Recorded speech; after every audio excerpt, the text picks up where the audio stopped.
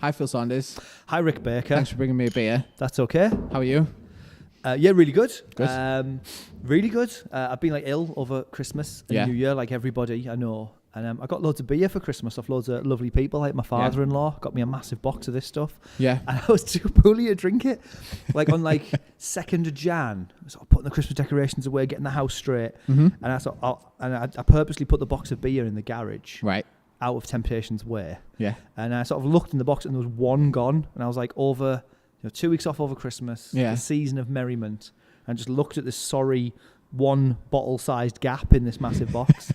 I can't believe I didn't even make a dent in that. So yeah, I thought I'd bring some for you. Drank a ton over Christmas. I appreciate it. I kind of joked that over Christmas I maybe drank more than I maybe had that year. Right. Just something gets in me, like dark nights, festive spirit. I get quite excited, and I seem to drink a fair bit. And it was funny because my parents seem to think I drink a lot for some reason. Yeah, my mum worries about me. Like I hardly see her, and if she does see me and I've got a drink, oh, you drink too much. She's never seen me. I don't actually. I had a fair bit to drink with my dad and family over Christmas, and he kind of said you liver might shut down. Dad, I was like, honestly, you're getting to a funny age now, Rick. Yeah. Well, I was like, I've kind of been like, out of my 29 years so far, Dad, I was like, this has been the best one. Yeah. like I've drank the most water this year than I probably have. Yeah. And, so I was like, don't worry, Dad. But it's just natural, isn't it, for dads to worry? So when you opened the door to let me in, and I was on my phone, I started to laugh. And I was filling in my water drinking app. How sad is that? Right. You're January and New Year, and you're full of I've had this many glasses today. I'll add a few more just so the app thinks I'm healthy. So when I spoke to Reggie, I kind of talked to him about New Year's resolutions and stuff. Have you got any New Year's resolutions? Anything you really want to lay out this year? Or these things. I just look at my phone. I'm on my phone all the time. It's really bad. Especially I've got kids. Well, I've got a new child now. Yeah. Child number 2. Congrats. Second and final child. Thank you. And it's just you see those memes about kids being able to smell phones. Yeah. A kid can smell a phone from 500 yards away. Even the baby, she sat on my knee. And we're doing whatever, and my phone just lights up. She's just and I kind of going for it. Obviously, it's just a little light up box to her. Yeah, it's a thing. It's a brand new toy, isn't it? Yeah. But I think that at 6 months old, she's kind of cottoned on to the fact that everyone's got one of these things, and everyone's always on it and pushing it and sliding it. Mm-hmm. So she's just I want to have a go. Yeah, of course. So I'm not going to preach, when, aunties or friends or whatever. I'm not going to be put your phone away around the baby, but I just want to try and do it a little bit less myself. Yeah. And I had a previous career, let's say, where my phone was it just went on it was 24/7. I didn't mind. I'm not complaining about it, but it was a 24/7 phone, texts, WhatsApp, tweets, Twitter messages, Facebook page, notifications, it just went all the time. Yeah. So me and my missus are trying to 6 o'clock put the phones away. Yeah. Good. Get them out at 10 and have a mad half hour. Just refresh that Instagram and then put it away again. Great move. Maybe. It's going to bed, isn't it? It's good for you. It's so good for your psychological health. I mean, I have a job where I have to be on my phone all the time, and these podcasts are almost a fucking great break for me because I just go, that's over there. And although I very much work 9 to 5, 9 to 6, whatever, I'm really aware that the company that I work for and some of the brands that I work for have a lot of Facebook groups and stuff like that we all they're almost ways of just emptying our brains. So if we have an idea, we'll put it in a certain Facebook group, or a WhatsApp group, and then maybe not explore it till the next day. But if you're not careful, you can get really good at just going, so-and-so said that at fucking midnight, and I'll do it. I'll post something at 9 o'clock, and I don't expect a response of anybody, but they might check it and see it, and it's all without being aware of it and without acknowledging it. You can be on your phone 24/7. Yeah. And sometimes I feel like just fucking throwing it off the transport bridge. And that's but we need them, don't we? We love them, really. Kind of want a flip phone where I just go, I text my girlfriend saying, I'm still alive. And that's it. And if anyone needs me, they'll phone me. And it'll ring. Yeah. Yeah, I do that classic thing of like, I'm going to have an early night time. I'm going to go to bed at 10 o'clock. Mm-hmm. And like, you think you're dead good, and you go up the stairs, 10 o'clock, I'm going to bed. And then, actually, that new Will Smith film's on Netflix. And actually, I'll just sit on Instagram. And then before you know it, you are going to sleep at 1 a.m. Yeah. Probably doing some damage because you sat in the bed like that. Looking at the phone. Yeah, that's not good for you. You went mad with me for watching. I watched Blade Runner like that, and you were mad. That's what I was doing. So I just watched Blade Runner on my phone. Yeah. On your phone. Yeah. I just like that with my headphones in, going, it's not all it's cracked up to be, that Blade Runner. I mean, needs must, and I get that. Obviously, you have children, and you might not be able to watch it on a massive telly. That is my window. Yeah, like 10 till 12 is like. So I get it. Interestingly, I didn't have a go at someone yesterday, but I kind of did because they watched a film that hasn't been released in the UK yet, but it's been released in America in December. Yeah. And it looks like it's going to be a visually unbelievable film. Yeah. And this person said, "Oh yeah, I'm just Was watching it. Avatar 2? No." Sorry, go on. It's all right. And they said they were watching like a pirated copy online, which like I'm not even going to get into. It's fine if people want to do it; they want to do it. But my argument was they're going to watch like the equivalent of watching a film. Like if you think about all the effort and all the time that's gone into making a film, and how glorious a film's going to look, and then you watch a fucking copy on like watchfilms.net and it's been like filmed on a 3210 and then you watch it on your telly and you just go, I just feel, and then people go, oh yeah, the film was shit, and I'm like, yeah, because you watched it on a fucking laptop and it's hard. Like, don't get me started. So so I kind of like let's do a podcast about that.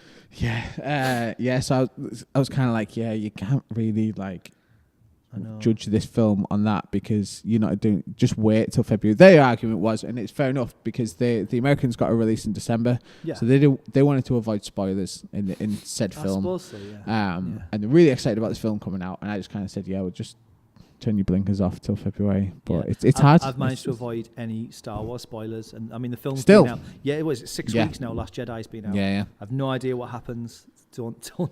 It's great. I'm going to see it with my dad next week because cool. we always kind of go to see the Star Wars films together, and he hasn't had we just haven't had a chance to kind of sync up. I've already seen it, and I'm excited. Yeah, come see it with my dad if you want. I could do the friend. Yeah, it's but a similar thing because a few guys at work were like, "Oh, have you seen it?" And I was like, "No, don't fucking talk to me. I want to go upstairs if you want to talk about it." Everyone's been very good.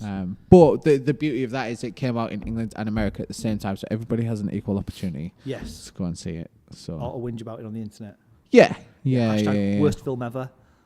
Yeah. You see, Laura Jane Grace from Against Me was like absolutely like railing against it. So really? Like, I followed your franchise for 27 years. You owe me a good movie. But anyway. Yeah. It's subjective, innit? Some I liked like it. Stuff I can that understand. Other people don't like. Yeah, I can understand why people might not have liked it, but I enjoyed it. Looking at that Star Wars blaster on your arm, thinking, "There's hands blaster." Phil might not. It's funny because oh shit! I keep just knocking my. I know. It's really. Sorry, it's a mad setup. It's good. I was kind of talking to like a massive Star Wars fan recently. Yeah. And it's I've got a new job, so I'm surrounded by a lot of new people. I was trying not to mention it, but it just for the purpose of the story. Right, So I'm sat at a table with two absolute, like the girl who sits there and the girl who sits there in the office. I nearly said my office there. Comfortable. So in my office, the girl sits there and girl sits there, massive, like they go to Forbidden Planet on a lunchtime, and they're absolutely lovely and absolutely class. And they were like, "Oh, you have like Star Wars tattoos," but like I have a long sleeved shirt at work and no one's seen them, and I don't know how it came up, but someone said like, "Oh, I think like this tattoo was peeping out." Right. It's like, "Oh, you got some tattoos?" "Yeah, I've got a few." "Oh, what have you got?" "Oh, I got some Star Wars tattoos." And they were like, their faces lit up like, "Get the tattoos out." It's like, it's a bit early. It's a bit. You can sort of see the other 30 people in the office kind of starting to look around like, that's our operations manager, new guy's gonna get his tattoos. Yeah. So I was like, well, maybe let's give it another couple of weeks, guys, before I start. Funny is, I remember working at Garland's and someone saying to me, and I had a few tattoos at that point. I think I was only 17, but oh my god, I know. A few people were like, you just don't seem like the type of person that would have tattoos. And I was like, it's because you don't fucking know me. yeah. It's because all I've done is talk shit to horrible customers for want to do broadbands. And but yeah, it was funny what a show could do. Now I imagine like they've got no choice. I know, congratulations on both hands. Yeah, quite scary, isn't it? I kind of mentioned on the last podcast that I've kind of not dug my own grave. It's probably a morbid way to say it, but I got one done in March, and when I checked my Instagram, and then I got my other one done like last month, just because I felt horribly unbalanced. Yeah. And now I'm really aware that career progression and stuff like that. I don't think it'll stop me, but I think I'll have to work extra hard, because I feel like there'll always be people who say, he has those tattoos on his hands, and then everyone will go, yeah, but he's fucking like unbelievable at this. Yeah. But if maybe I didn't have the tattoos on my hands, I'd maybe get away with just being mediocre at something. I liked what you were saying when you were talking to Reggie about it almost kind of sort of setting your own path or ensuring that you will be on a path, you'll be in a creative industry, or you'll be employed, not by necessarily, but with people of a similar mindset. But I'm just a chicken, and mine are going to stop there. So that if I do want to go and work at big jump, if I do decide to be Prime Minister one day, maybe Mayor of Middlesbrough, I think. It'd take me 15 years longer. Long sleeve Mayor of Middlesbrough. Yeah, I mean, I've got. I totally understand if people don't or do want neck or hand tattoos. It's totally up to them. I just, I feel like I didn't put that much thought into it. I probably did, because here we are talking about it so much. But yeah, I just kind of just thought, did it, and I have a bit of a switch. It's probably not a good switch, which is I call it my fuck it switch. Yep. I just go, fuck it, let's do it. And it's led to some good decisions and some bad decisions. So there we are. So you're still in a band, aren't you? You're in a band called Bruto. Yeah, Bruto. I'm in two bands. Okay. The Gimme Gimmicks. Yeah. Of course, An expertly titled Gimme Gimme's tribute to a tribute act. Tribute of a tribute, yeah. And Bruto, yeah. I've always been in bands. At times, I've been in many bands at the same time, just because I like being in bands, I suppose. Yeah. And I think it was the same for Kev, who plays guitar in Bruto. Yeah. We had a period of about, maybe it was a year, I don't know, maybe more, where the only band we were in was the Gimme Gimmicks. Yeah. We play covers. Yeah. It's obviously it's a direct rip-off, intentionally, a beautiful homage to the American band Me First and the Gimme Gimmes. Yep. And for a year, all we did was that, which was fun. You know, like when you're playing popular songs that everyone knows, everyone's dancing, everyone's singing, you get paid 10 times more than when you're in that originals band. Yeah. And we just got, like, as sad as it is, in our late 30s, we were like really missed writing a song, having a band practice, working things out, and you know, booking a gig in some crap venue with a crap PA, playing for 10 people. We really missed that. As sad as that is, let's drive to, you know, concert. Ashington, concert on a Thursday night for 30 quid to play to 12 people, because a lot of these sentences I think I'm going to say this a lot of times, but without sounding like a bigot, right? But without sounding like a bigot. Okay. I think that every band I've been in has been good. Yeah. And that's a sort of wanky thing to say. That's all right. But I think, and maybe I'm speaking for Kev here as well, is you play those gigs and you still come off and someone comes over and goes, mate, that was mint. Or, you were the best band. Why are you guys playing here in the middle of nowhere? And it's just like a nice little buzz. And it's like, I don't know, it's like I said, it's really wanky, but kind of missed that. Yeah. So we're doing it. But then, like, I've got 2 children. Everyone's got full-time jobs. You kind of got to go to your job when you're this age because you've got to get paid to pay that mortgage. Yeah. And everyone's kind of older and very, very busy. The guys, it's basically like, it's like the guy who runs Q-Bar on bass. Simon. Simon Q-Bar's on the bass. Jonesy's on drums. He works for like a big theatre company. He's like a technician, but he also works in the Empire doing all the lights. Yeah. Kev's obviously Johnny 2 jobs. He works for, he has a job in planning, but he also DJs at Sumo. Yeah. Popular local rock club. I don't know if you've heard of it.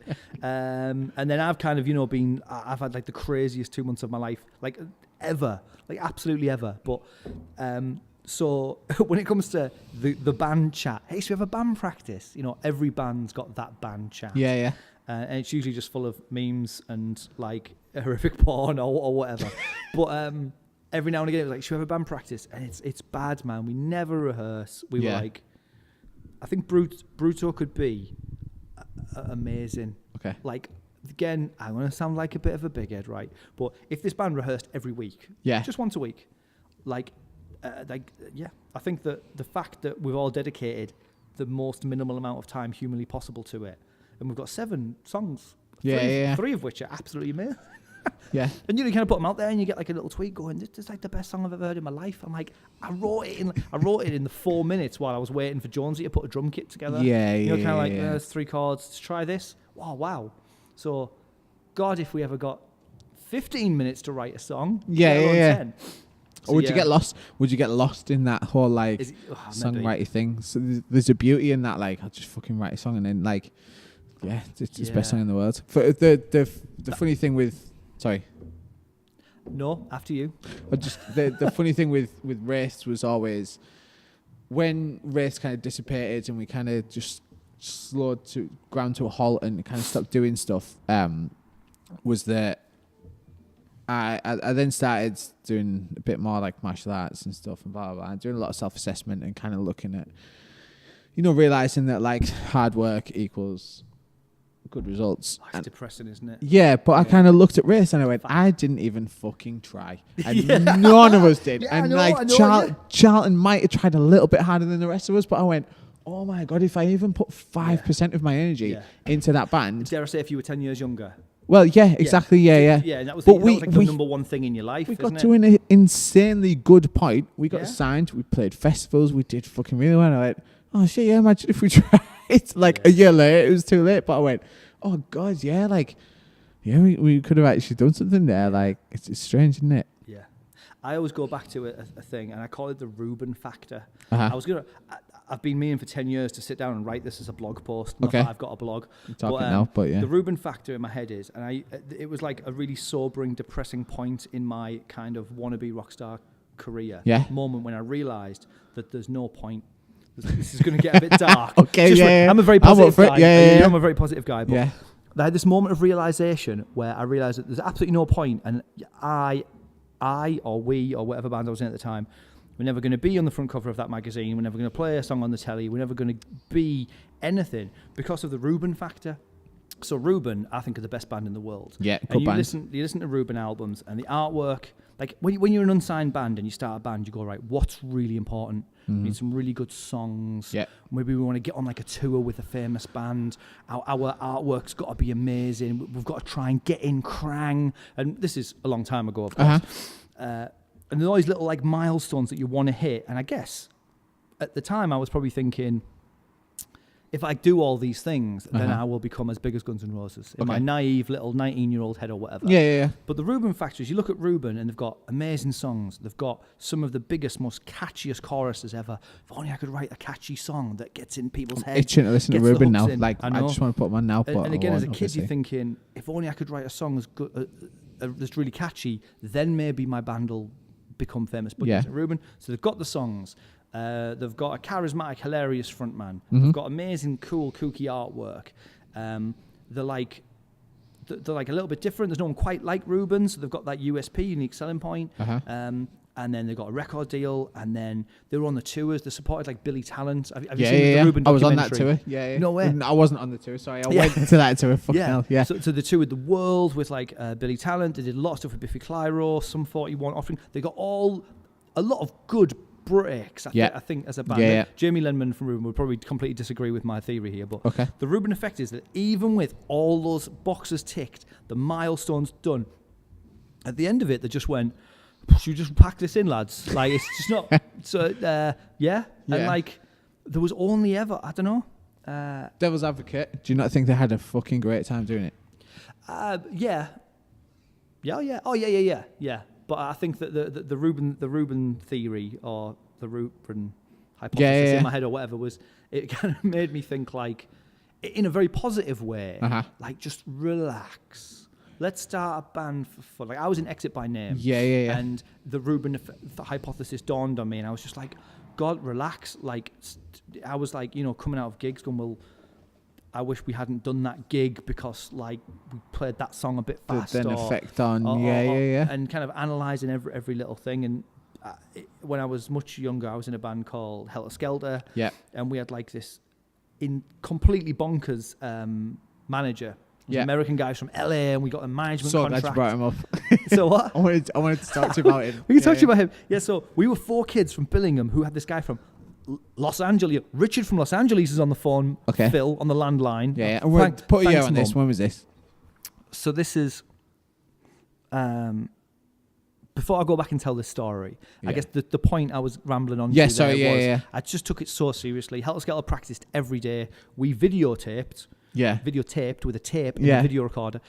Taped our practices at practice, and we would go back to Stu's house, the singer, and we'd get a pizza in the oven, and we'd sit there, and we would watch the tape of our practice. Be like, hey, Stu, I know I shouldn't be stood like that. I should stand more like this. Should our straps be longer? I don't know. How long is the guy from Soundgarden strapped? It's like really long. Okay, go to Bandland tomorrow. Put it on the list, the to-do list, and Stu would have this like one of these pads of squared paper, and he had the craziest writing. Like, go to Bandland and get Phil a longer strap. And it was just constantly like, I mean, I don't think God bless them. We tried. At the minute is putting that much effort. I know, into because and again, maybe we should have relaxed, and I don't know. Yeah, I'm not saying it was a bad thing. I'm saying maybe bands are lazy now. So Helter Skelter was 4 kids from Billingham. Yeah. Me and Ian and Kevin Stew, and we changed. Well, we'll get the name changed. Yeah. So we did what.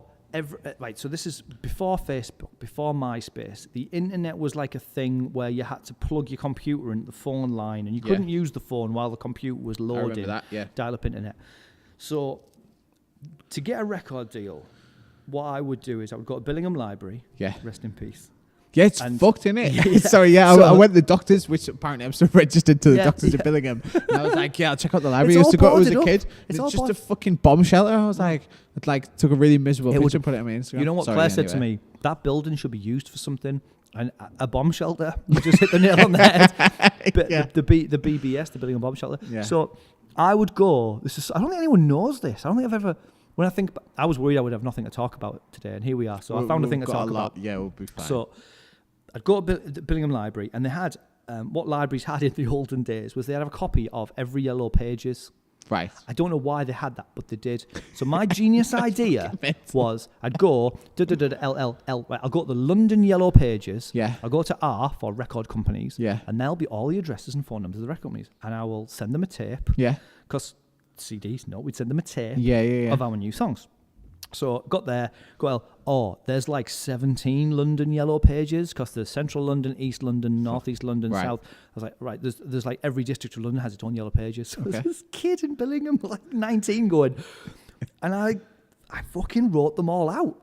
I've got these bits of paper somewhere. Yeah. Wrote them all out. Didn't type them because you didn't have computers in those days unless you were posh. I was slightly posh family. Yeah. So, and I mailed them all tapes. I got nothing back. Like, nobody was interested. Right.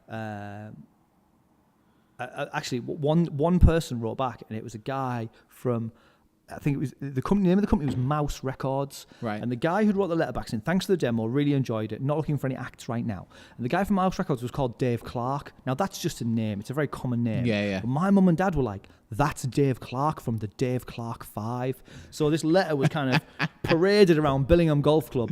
Oh, my son got a letter from Dave Clark the other day. And all these like 56-year-old guys are like, what? Yeah, Dave's son got a letter from the Dave Clark 5. The Dave Clark 5. He was probably like a 15-year-old in his bedroom called Dave Clark. Anyway, so, sorry, I'm knocking the mic. Right.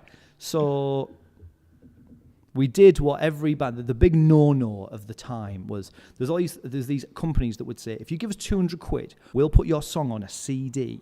And we'll send that CD to every record label in London. Right. And there were kind of PR companies, like it was like the early days of like, I guess they were like, well, word on the street. You know, if you went to your SMAC meeting, which was the Stockton Music Arts Collective. Okay. And kind of young bands would sit in the Georgian Theatre with Dom and Paul Burns, and we'd all listen to advice on how to be famous. And it was like, these scams going round, and they're just taking money. And anyway, we did it. Yeah. And it was some record company, and we I'm sure Sugarstone. There was another couple of local bands that had done it actually. So we sent 200. We sent a check off in the post with our CD from the song we recorded with Nathan, at Studio 64, opposite Dr. Brown's. Yeah, recorded song with. And we sent our song off and we got sent 10 copies of it. Yeah. So it was just nice. I thought it was worth 200 quid just to have. We all got 2 each in the band, and Mum and Dad got one. So there's 25 songs on there, and track 18, Helter Skelter, wherever the song was. And then the phone rang, and it was like Richard Rashman from Prestige Management in LA on the phone, and my mum, Philip, there's a Richard Rashman on the phone. Back when you didn't have a mobile phone. Yeah. No one had a mobile phone. You go to Dixon's with 400 quid if you wanted a mobile phone. So Dixon's. Dixon's, yeah. So Richard Rashman's on the phone. Just let that sink in for a minute. Dick Rashman. Dick Rashman, right? Yeah. So, hey, I won't do the voice, but this is Richard from Prestige Management. I'm not listening to your song. You're not going to do the voice. And he said he liked the song and he was looking for a young British band. He was like, what transpired after various meetings and whatever was Richard was a guy who had made millions from a pharmaceutical supplies company. Okay. So in America, where I guess you pay for healthcare, Richard's company made stethoscopes and test tubes and medical supplies, and he made them and sold them to hospitals, and he was a millionaire. Right. But he loved music, and his favourite band was the Beatles, and he was kind of obsessed with this kind of like English music pop culture thing. Okay. So he had a couple of bands from LA that he'd signed to his management company. When you look back at it, this guy was making it up as he went along. He was a guy who loved music, who had a lot of money, a lot of business acumen, I suppose. And just having a go. Yeah, and he was just having a go. So Richard was amazing. He was another. This is a long time ago. So it was like Richard was gay. Right. So people like my parents were like, "There's a gay man in America phoning my son." Like these days, like everybody's a gay man from America phoning someone. I don't know. Like it was a different time. Nobody had transgender people on Twitter. Nobody had a more transgender. Maybe the word didn't exist in certainly in my mum and dad's head. Of course, nobody had tattoos. Nobody had a mobile phone. Nobody had a laptop. Nobody had Facebook, MySpace, a forum. No one was gay and had a record label. Yeah. So he's gay. He'd been in Vietnam. He had a bad back. He would carry a tennis ball in his shell suit pocket because he wore shell suits. He kind of looked like a cool version of Mr. Burns, but he had this like big nose. And he would pull his tennis ball out. So you met him? Oh, we met him a few times. And one of the things Richard would do is, because I don't want to forget to tell the story, because he had a bad back, he would put the tennis ball on the floor, lie down on it, and just kind of, and that's what he would do. Whether that was in the foyer of the Hyde Park Intercontinental Hotel London, or at a gig, or in Burger King, he would just do it. It's like coming from a jiu-jitsu angle, mixed martial arts. Yeah, people use lacrosse balls and will do that to get all the knots out in the back and stuff. So you might have been onto something, but it probably looked a bit strange doing it in Burger King in London or whatever. So and Rich, looking back, it's one of those things where you don't appreciate it at the time. Yeah. But looking back, like Richard was making a lot of sense, and we were like, we need to buy a van and we need to go and do loads and loads of gigs. He was just like, not in so many words, he was like, fuck that. Yeah. What you need to do is rehearse every day, write 3 songs that are the best songs that anyone's ever heard. He said, you're already writing songs that are like way better than I'm hearing on Radio 1 or that I'm seeing on MTV or MTV2. Yeah. Just write. Let's just, you guys just lock yourselves in a room and write and perfect it. And you get 3 songs on a demo and I'll shop them. I'll go to record labels and I'll be like, hey, it's Richard Rashman from LA. Yeah. I'd like to play you some songs, Mr. Virgin Records. Yeah. And you guys are just going to get signed. And we were just like, whoa, eyes wide, like, oh my God, kind of finish uni, don't need a job, get a credit card, for the train. And that's what we did. And we probably should have bought a van and we should have done loads and loads of gigs. Yeah. And we shouldn't have been videotaping our practices then sitting and watching them and making notes because like that's not how to start a band. But we didn't appreciate that. He was like saying stuff like, that song's amazing, but it's too fast. We were like, we're a punk rock band. Like, yeah. But then when you listen to Enema of the State by Blink-182 now, it's pretty, like all the small things is pretty slow. Really, when you listen to the recording. And he was just like, that's an amazing song, referring to one of our songs. Yeah. Why is it so fast? So he was like, slow the songs down, polish the songs, and he shopped us to a few labels, and they were like, it's okay. We played in the city in Manchester. Yeah. And it was like, there's a bit of interest in stuff. But how did you deal with having someone kind of giving you those pointers? Oh, we hated it. We were dicks. We were little. I think we were like, no, I mean maybe 60% of the time we were like, oh yeah, okay, but it was. I think he had the best intentions, but he would. And every time we got a little bit like, this is a waste of time, something amazing would happen. Right. We did a gig. Again, he set us up with a gig in London. He said, look, there's a very important lady who runs a record label, and she's going to come and see you. Yeah. But Meredith, she's Australian. That's all I can remember about her. And I remember we got there, and because we had no real proper gigging experience, we played the Corner House 100 times. We played Bede College Social Area 20 times. And it was like, so we get to London, and we're like, oh, can we use your drum kit? And some drummer from some London was like, you didn't ask. Like, no, you can't, because you didn't ask. Which was like a shitty thing. Had that before, yeah. But yeah. And we were just like, we've got no drum kit. So we cobbled together this beat up, crappy house kit. And there was just loads of things went wrong like that. Our singer lost his voice because the monitors were like rubbish, which is like, because we weren't gigging enough. The vocals weren't maybe strong enough. So, but I remember that this woman was like, I had like tickets to see Muse tonight, but like I heard your demo and I came here to see you guys instead. And I think you're like the best band in the country. No way. So like, keep in touch. We were like, oh my God, that's amazing. Yeah, so that it's like keeps you on the hook. And it kind of kept us on the hook. But Richard was, one of his things was he looked at Oasis and he said, look, there's Noel and he's writing all these amazing songs, right? Yeah. But like, would Oasis be as huge as they were if it wasn't for Liam? What you need is a big, cocky, you need like a Robbie Williams figure up front. And we were like, we're not too sure about that. So he would send these guys up on the train from London to come to like Oblivion Studios in Stockton. So we'd be playing they would have like had a CD of our songs, learnt 2 or 3 songs, and they would come and sing them. So we had like Alistair Griffin came and sang some songs for us. I think he was like a runner-up in Fame Academy. I still speak to Alistair. He lives in Whitby. He's an amazing musician now. He played Borough recently. I think he wrote Stand Up If You Love Borough. Yeah. But another name, he's done much more than that. I've suddenly realised it's being recorded, and he might be watching this. But he's like a very accomplished like singer-songwriter. And he does really well. Shout out to Alistair Griffin. So I'll text him later. So and one of the other guys that he sent up was Matt Willis. Yeah. So we got the call. We were like, look, there's a lad, Matt. He's going to come and like sing. He's only 16, and we were like 19. We're like, we're not going to have a 16-year-old in our band.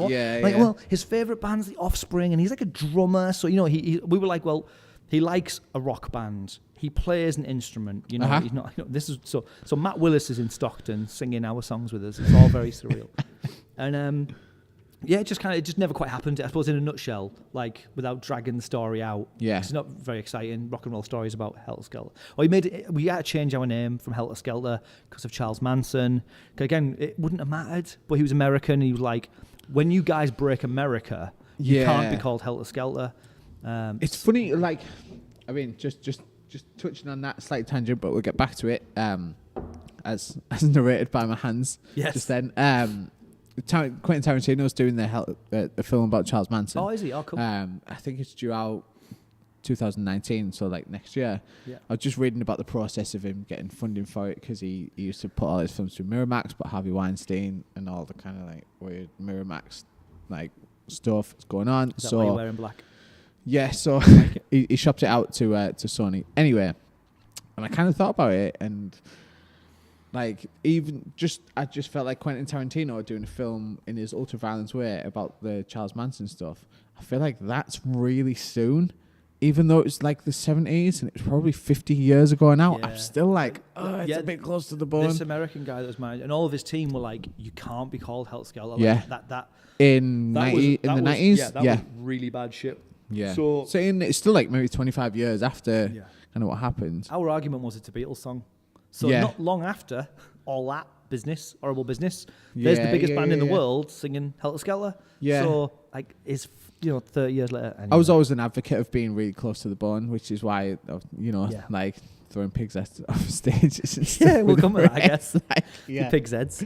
But So funny story in that Richard became obsessed with this because he was a businessman. Yeah. And he was using like business models in his world of music. And he was like, I can make millions in music if I just get the right. It was like a mathematical equation he was working out. Yeah. So he was like, look, the Beatles were a boy band. He said, what you had is essentially you had a boy band that played guitars. Yeah. So he said, I can do that in the 21st century. And what we need is a band that have got that like edgy punk rock spiky hair, they're playing the guitars, so all the Blink-182, Offspring, all that kind of stuff that was massive.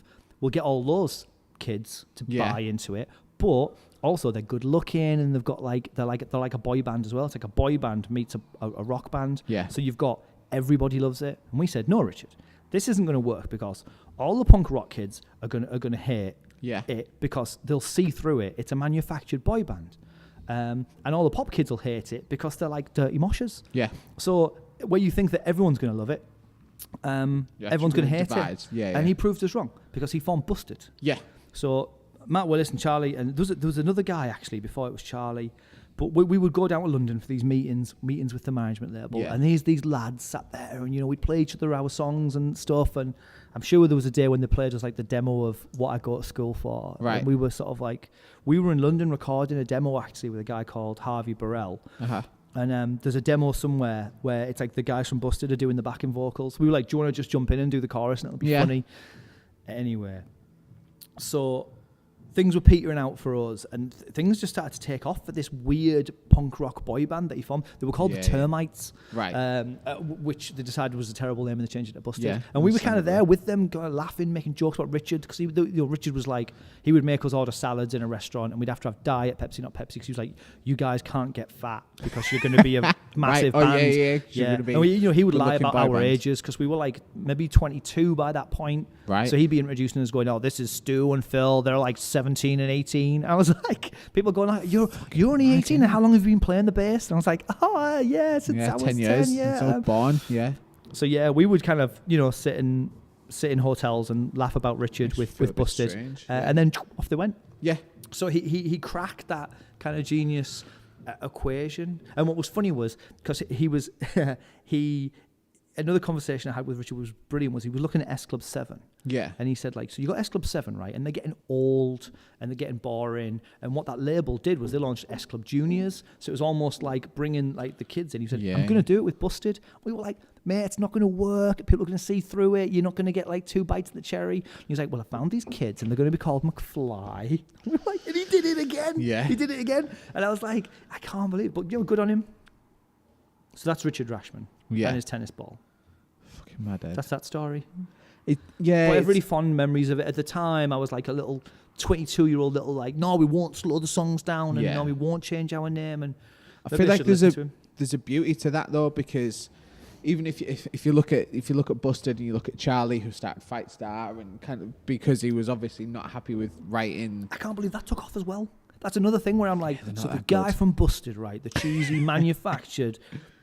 Manufactured was the word. I was like, there's no way he can put out a press release, go, well, I was always on the bus listening to Deftones albums, and I felt like I had to let my creative juices flow. I was like, shut up. Like, this is, and there he is where he was with the world tour. And everyone was like, oh, the front cover of Krang. There he is. The guy's on the front cover of Krang, and I was like, seething. Now I'm just like, good on you, mate. That's mint. Good on him. But at the time, I was a bit of a dick when I was younger. Do you not feel like?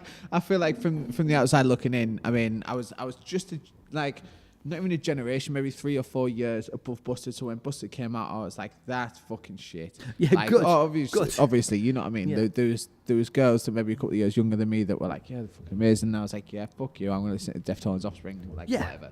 Listen to some real music. And they came out with Fight Star, but even still with Fight Star for a couple of years, I was like, fuck that. I was like, you can't listen to that. Yeah.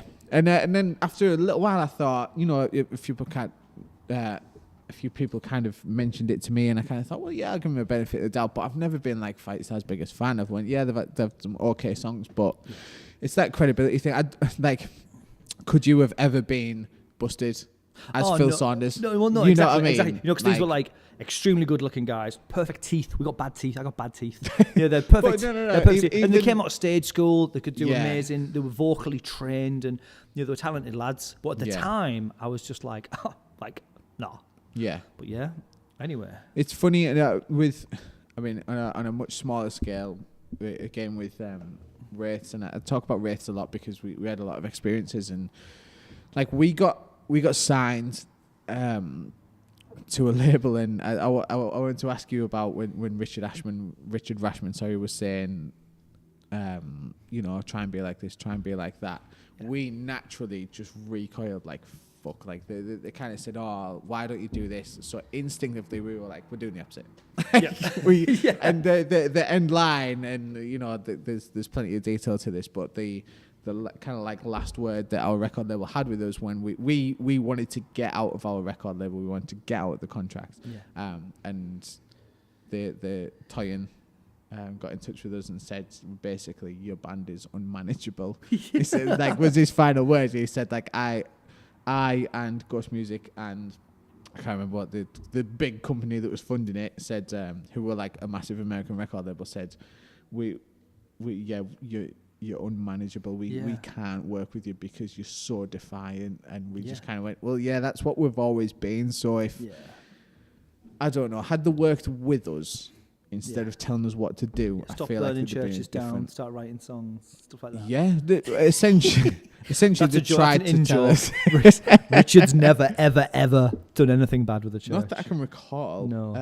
As for the other members of but basically, had they worked with us and not told us what to do, I feel like it'd have had a better outcome. But I'm still I'm only learning that now as a 29-year-old person trying to manage people. Where you tell people what to do, then actually go, why the fuck am I going to do that for you? Even if you're paying them the wage. If you go, how about you work with me on this? They go, yeah, great. Yeah. The people are much more receptive. So, bit of bad management on their part. Maybe we were just a bit, and still would be if we were a band, a fucking nightmare to work with. So it's strange, isn't it? So enter Exit by Name, I guess. Yeah. How did? I mean, Exit by Name did quite well. We did. I think we were big fish in a small pond. Mm-hmm. At the time, we were like, we're the biggest band in the world. But looking back, it was like, we weren't even. If you kind of took a snapshot of that 10 years ago and a snapshot of now, like bands like Cattle and Cane, or how big Young Rebel Set got, or Cape Cub, who were rehearsing just on the other side of that wall. Yeah. I don't think anybody can hear it, but So those guys are doing like, well, I don't know, because again we had no Facebook. Yeah, we had a MySpace towards the end. We had 6,000 friends on MySpace. I remember. I think I was your friend on MySpace. Yeah, we are top 6, probably. Maybe. Put the key players from the local scene. Might get some free Blockbuster videos off Rick if I put him in our top 6. But we were. Stuff from my CV today. Total tangent. But we had a record deal. Yeah. A terrible one, but we had one. We had a van. And we went and did gigs that were not in Teesside. So I guess that made us, to our friends and family and the people of Teesside, like a proper band. Yeah. Like, you kind of... There's levels. A bit like Wraiths, but, we were only doing... if we went on tour, it was maybe to do 6 gigs and then come home and live with our mums and dads again. Some of us, me anyway. Again, like, I'm trying not to be like big head Phil Saunders now, but okay.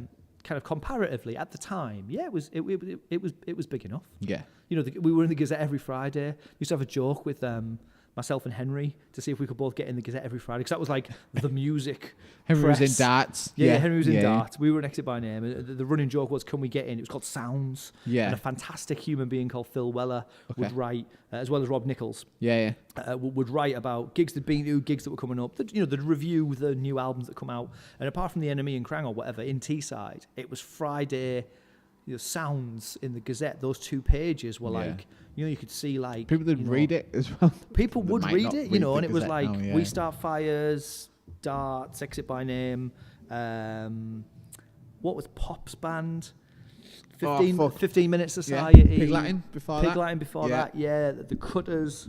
Oh, God. Sorry to everyone I didn't mention there. It was cool. Yeah. Do you know what I did back in those days? I was in a band called Misk. Misk? Like short for miscellaneous. I like it. Because we thought... Did you have a dot? Well, in the abbreviation, we thought we were so forward thinking that we couldn't be like put in a genre. Yeah. Like if you listen back to it, we were cock rock. Like Yeah, we right, were yeah. just like 80s glam rock, Yeah. which Like is Station Road. yeah. Like exactly, yeah. And Yeah. if it was almost ironic that we tried to call ourselves miscellaneous and we were anything but. Yeah. I remember we because I used to see bands like Darts and probably read that page without even realising and see about all these bands, and I just thought, how the fuck do we get gigs at the Empire? Like we were in a band, we were in T-sides and we practiced all the time. We used to play drums every night. Yeah. We practiced fucking loads. Like we used to play in Mark's garage, who was the guitarist, and we were just like, yeah, like we literally we thought we were like the best band on the planet, and we used to talk about making it. We'd be like, yeah, we're going to make it, because we're 16, and making it was getting signed and being famous and making loads of money, being the next Guns N' Roses. And I recorded, we had like a little terrible boombox and recorded like 5 of our songs in Mark's garage. And by pressing record and play at the same time. On the tape player. On a tape player, yeah. And so I recorded that, and that was our demo. Yeah. And I made loads of copies of that, and I sent Please it. don't say you sent it to Phil from 10 Feet Tall. No. Thank God. I'm going to drop you in it. I'm going to drop Ashley at the Empire. Oh, right, okay. I sent it to the Empire. I sent it to many venues, and the Empire was the only one I got a response from, and I fucking wish I had the letter still. But I sent them the tape, and I sent them a letter explaining who we were, and I got a response in the post from the Empire, officially stamped stuff saying, "Thanks for your submission.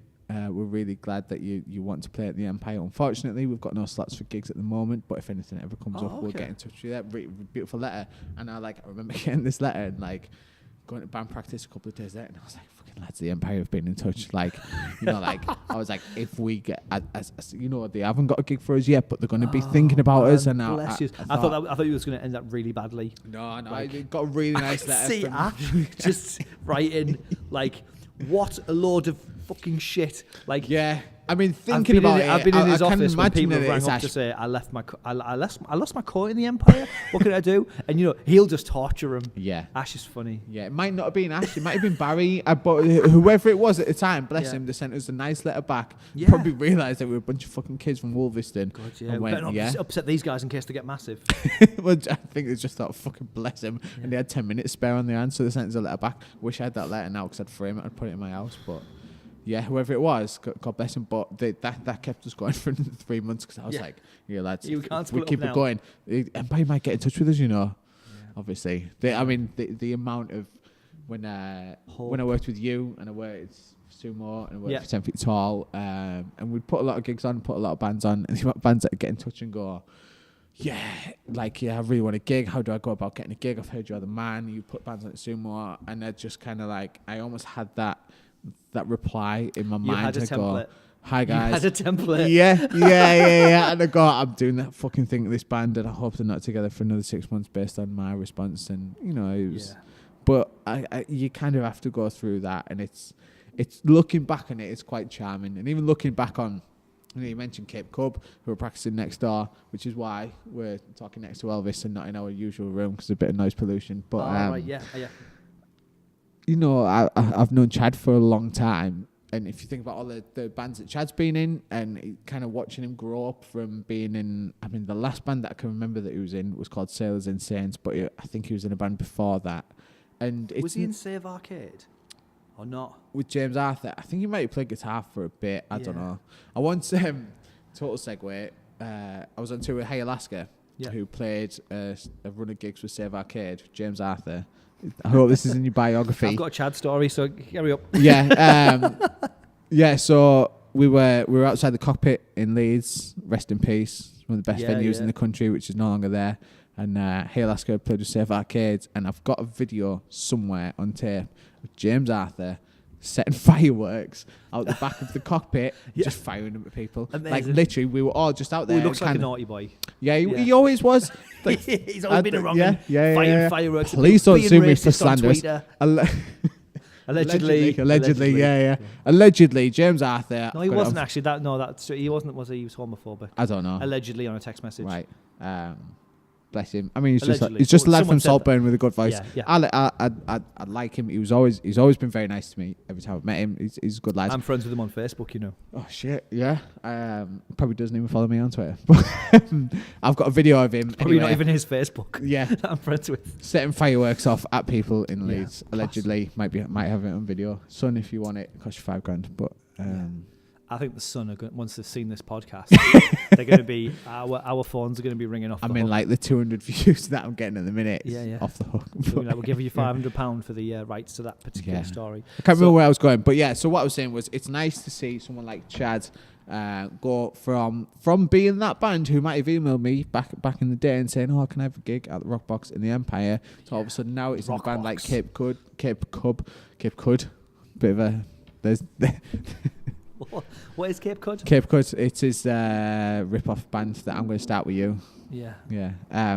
Anyway, yeah, it's nice to see them make that journey to learn a bit of professionalism and to get to a point where he's now heading up a band called Cape Cod who are doing really well. Yes. They've got more plays on Spotify than a lot of other bands. I see him like 6 trillion. Yeah, he's got 1 trillion players. Yeah. Which is mental, isn't it? So, one of my favourite Chad gigs was a local promoter called Henry put on a gig. It's like a Stars in Their Eyes style thing, and it was for like a local charity. I think it was Mind, the mental health charity. So it was Uncle Albert's, rest in peace, and he's just got loads of local bands to like basically be like covers, like tributes to other bands. So like Idiot Savant with the Pixies, and it was amazing. Be Quiet Shout Loud with Limp Bizkit, which they still are, which is carried on for a number of years. Just it still blows my mind because they just do it so well. I think they did that last week. They did. I've seen Limp Bizkit, and I've seen Be Quiet Shout Loud be Limp Bizkit, and Be Quiet Shout Loud are better. I'll go on record at being Limp Bizkit. Be Quiet Shout Loud are better at being Limp Bizkit live and sonically watching them than Limp Bizkit are. It's crazy. It's crazy to watch. Anyway, call it the Paul Martin effect. Yeah. So at this gig, there was a band who I think it might have been Glass Avalanche. Were going to be Newfound Glory. Yeah. But Chad was going to sing. Right. So they play because Newfound Glory. You've got like a singer who doesn't yet. Yeah. And to be authentic, the 5-piece Newfound Glory, because that wrong'un from Newfound Glory was still in the band at that point. Yeah. So the 5-piece Newfound Glory, so Gary, the bass player of Glass Avalanche, didn't want to do the singing. Yeah. Because they wanted like what's the singer from Newfound Glory called? Jordan? Jazz? No, that's the bassist. Anyway, so they obviously must have put the feelers out on a forum somewhere on the internet. Haxed probably. I was looking at Haxed earlier, but that's another story. So Chad's going to sing Newfound Glory, and I was talking. I didn't know him that well, but I was chatting to him before the play because all the bands were getting together. I was in a band called Burnout in the Capitol. We were being Weezer, and so I said to Chad, like, "Oh, you're looking forward to being Chad." Chad was from no way. It's the bassist, Chad Gilbert. That's the one that went out with. No, the singer's called. Paramore. Oh, okay. So Chad was going to be the singer from Newfound Glory, and he said, I'm really looking forward to it, but like I'm really worried because it's really high. Like the key of the song is like da, da, da. And he was like, I said, "Oh, you're going to be," and he nailed it. He absolutely nailed it. But you could see how nervous he was, and the singing of Newfound Glory is there. Yeah. So it kind of came in with My Friends Over You, and he was like, "I'm drunk on pure piss," and it was just like everyone in Uncle Al's just like. You could see everyone was like rooting for him, and it was like, and they were like, everyone's eyes were on him. He fucking nailed that note. Came in. It's nice for him. I like Chad. He's always been. It was out of his range, but he got it. It was. But you listen to him now. He's got quite a low. Anyway. Low register. But you can go high. Don't let those Cape Cod. Don't let those somber Cape Cod tracks fool you. Yeah. There's a little pop punk. Yeah, it's interesting. Waiting to get out. It's interesting seeing bands like, as you mentioned, like Cape Cod and Cattle and Cane kind of like get to where they are, and like I think we have a Spotify with like thousands of likes on it that we didn't set up. Who's getting those money? Who's getting that money, Rick? Yeah, exactly. Where's it going? Yeah. You get 0.001 pence a play. It was Free Brutal put a song on Spotify a year ago. And I know it's a year ago because I got an email from the digital distribution thing that we use, and it was like, "Do you want to renew your? Because you pay for a year. Use TuneCore. Use TuneCore, yeah. So you give TuneCore £50 or whatever it is, and it puts it everywhere. So your song goes on iTunes, Amazon, everywhere, and Spotify. Yeah. So you go. So I got an email saying for $9.99 you can renew it for another year. So I was like, so I logged in, get my PayPal out, but there was £18 in the account. And I was like, as if that little song by Bruto has made 18 quid somewhere somehow. Yeah, it's quite strange, isn't it? But you know what? About a fiver of it is, for some reason, there's an Exit by Name album that's on iTunes, and one of the songs by Exit by Name is called Disaster Movie Soundtracks, which at the time was a cool name for a song. That's a terribly over-the-top name for a song, but at the time. So Disaster Movie Soundtracks by Exit by Name. And every year I get this like PRS statement and an MC PRS statement, and I get this little royalty check every year for about a tenner, because people have been buying this off iTunes. And I think it's because people are searching for a disaster movie soundtrack. Like, I don't know, like maybe film students who need some like terrifying, like sound effects or something. And I think it's people buying it by accident. I think it is. I think people think it's going to be like the sounds of like trains exploding. Do you follow me? Just go, I'll have that 99p. Yeah, but it's metalcore. how disappointed they'll be when this new metal warbling comes out. Or maybe your song, maybe they go, actually, this is all right. And now it's on loads of like indie films in America made by college kids that from films you never see. Yeah. Have you got any amazing tour stories from... I've got like, I feel like there was a van full of flies when you were in Exit by Name. Is it? The reason Rick's allowed me very kindly to leave my phone on the desk is because my memory is like so bad. Anyone that knows me, like I can't remember what I had for breakfast, let alone a funny tour story from but I did make a little list to kind of half look at. But the flies is on there. There's a farm in Elwick called Pigpen. And it's a farm that's been converted into rehearsal rooms, and anyone who's in Teesside who's been in a local band will be familiar with Pigpen Studios, where you go and you rehearse. And they've got a little bit of land there. So when we bought this van, nobody wanted to have the van on the driveway. Nobody's mum would let them park the van on the drive. And it was like a big van. It was a Renault Master. Yeah. So it was like, it was just long wheelbase. It big was fucker. Yeah, it was, and it was really high. So it looked massive. Well, it was massive. It didn't just look massive. It was massive. So no one wanted the van on the drive. So we called the van Stee, because it was like a Renault Master. Stee. And I think the label was falling off a bit at the back. So Stee was the van. Also Stee van. Stee. So Stee was the name of the van. So nobody wanted Stee on the driveway. So we asked Pigpen if we could just park Stee at Pigpen. Now there was an ulterior motive here, because you had to pay £30 a month to rent a cupboard off Pigpen, which meant you could keep all your drums and all your amps in your cupboard. So when you would go rehearse, which you paid for as well, you could just unlock your cupboard. These like cupboards were along the wall in the rehearsal room. And if you were a band that had made it, if you were one of like the serious local bands like Mercedes or Exit by Name, you would have a cupboard. My English teacher, right, I was in a band while I was in school. My English teacher, I fucking can't remember her name, but she was like, my husband's in a band. He's in a band called Mercedes. And I was like, holy shit, like, and like I had the utmost respect for him after that. She had, honestly, while I was 14, she called me because she was like, parents think you're drinking too much at 14. Was this school. Sharon from Mercedes? No. Was it well, Mark? It might have been.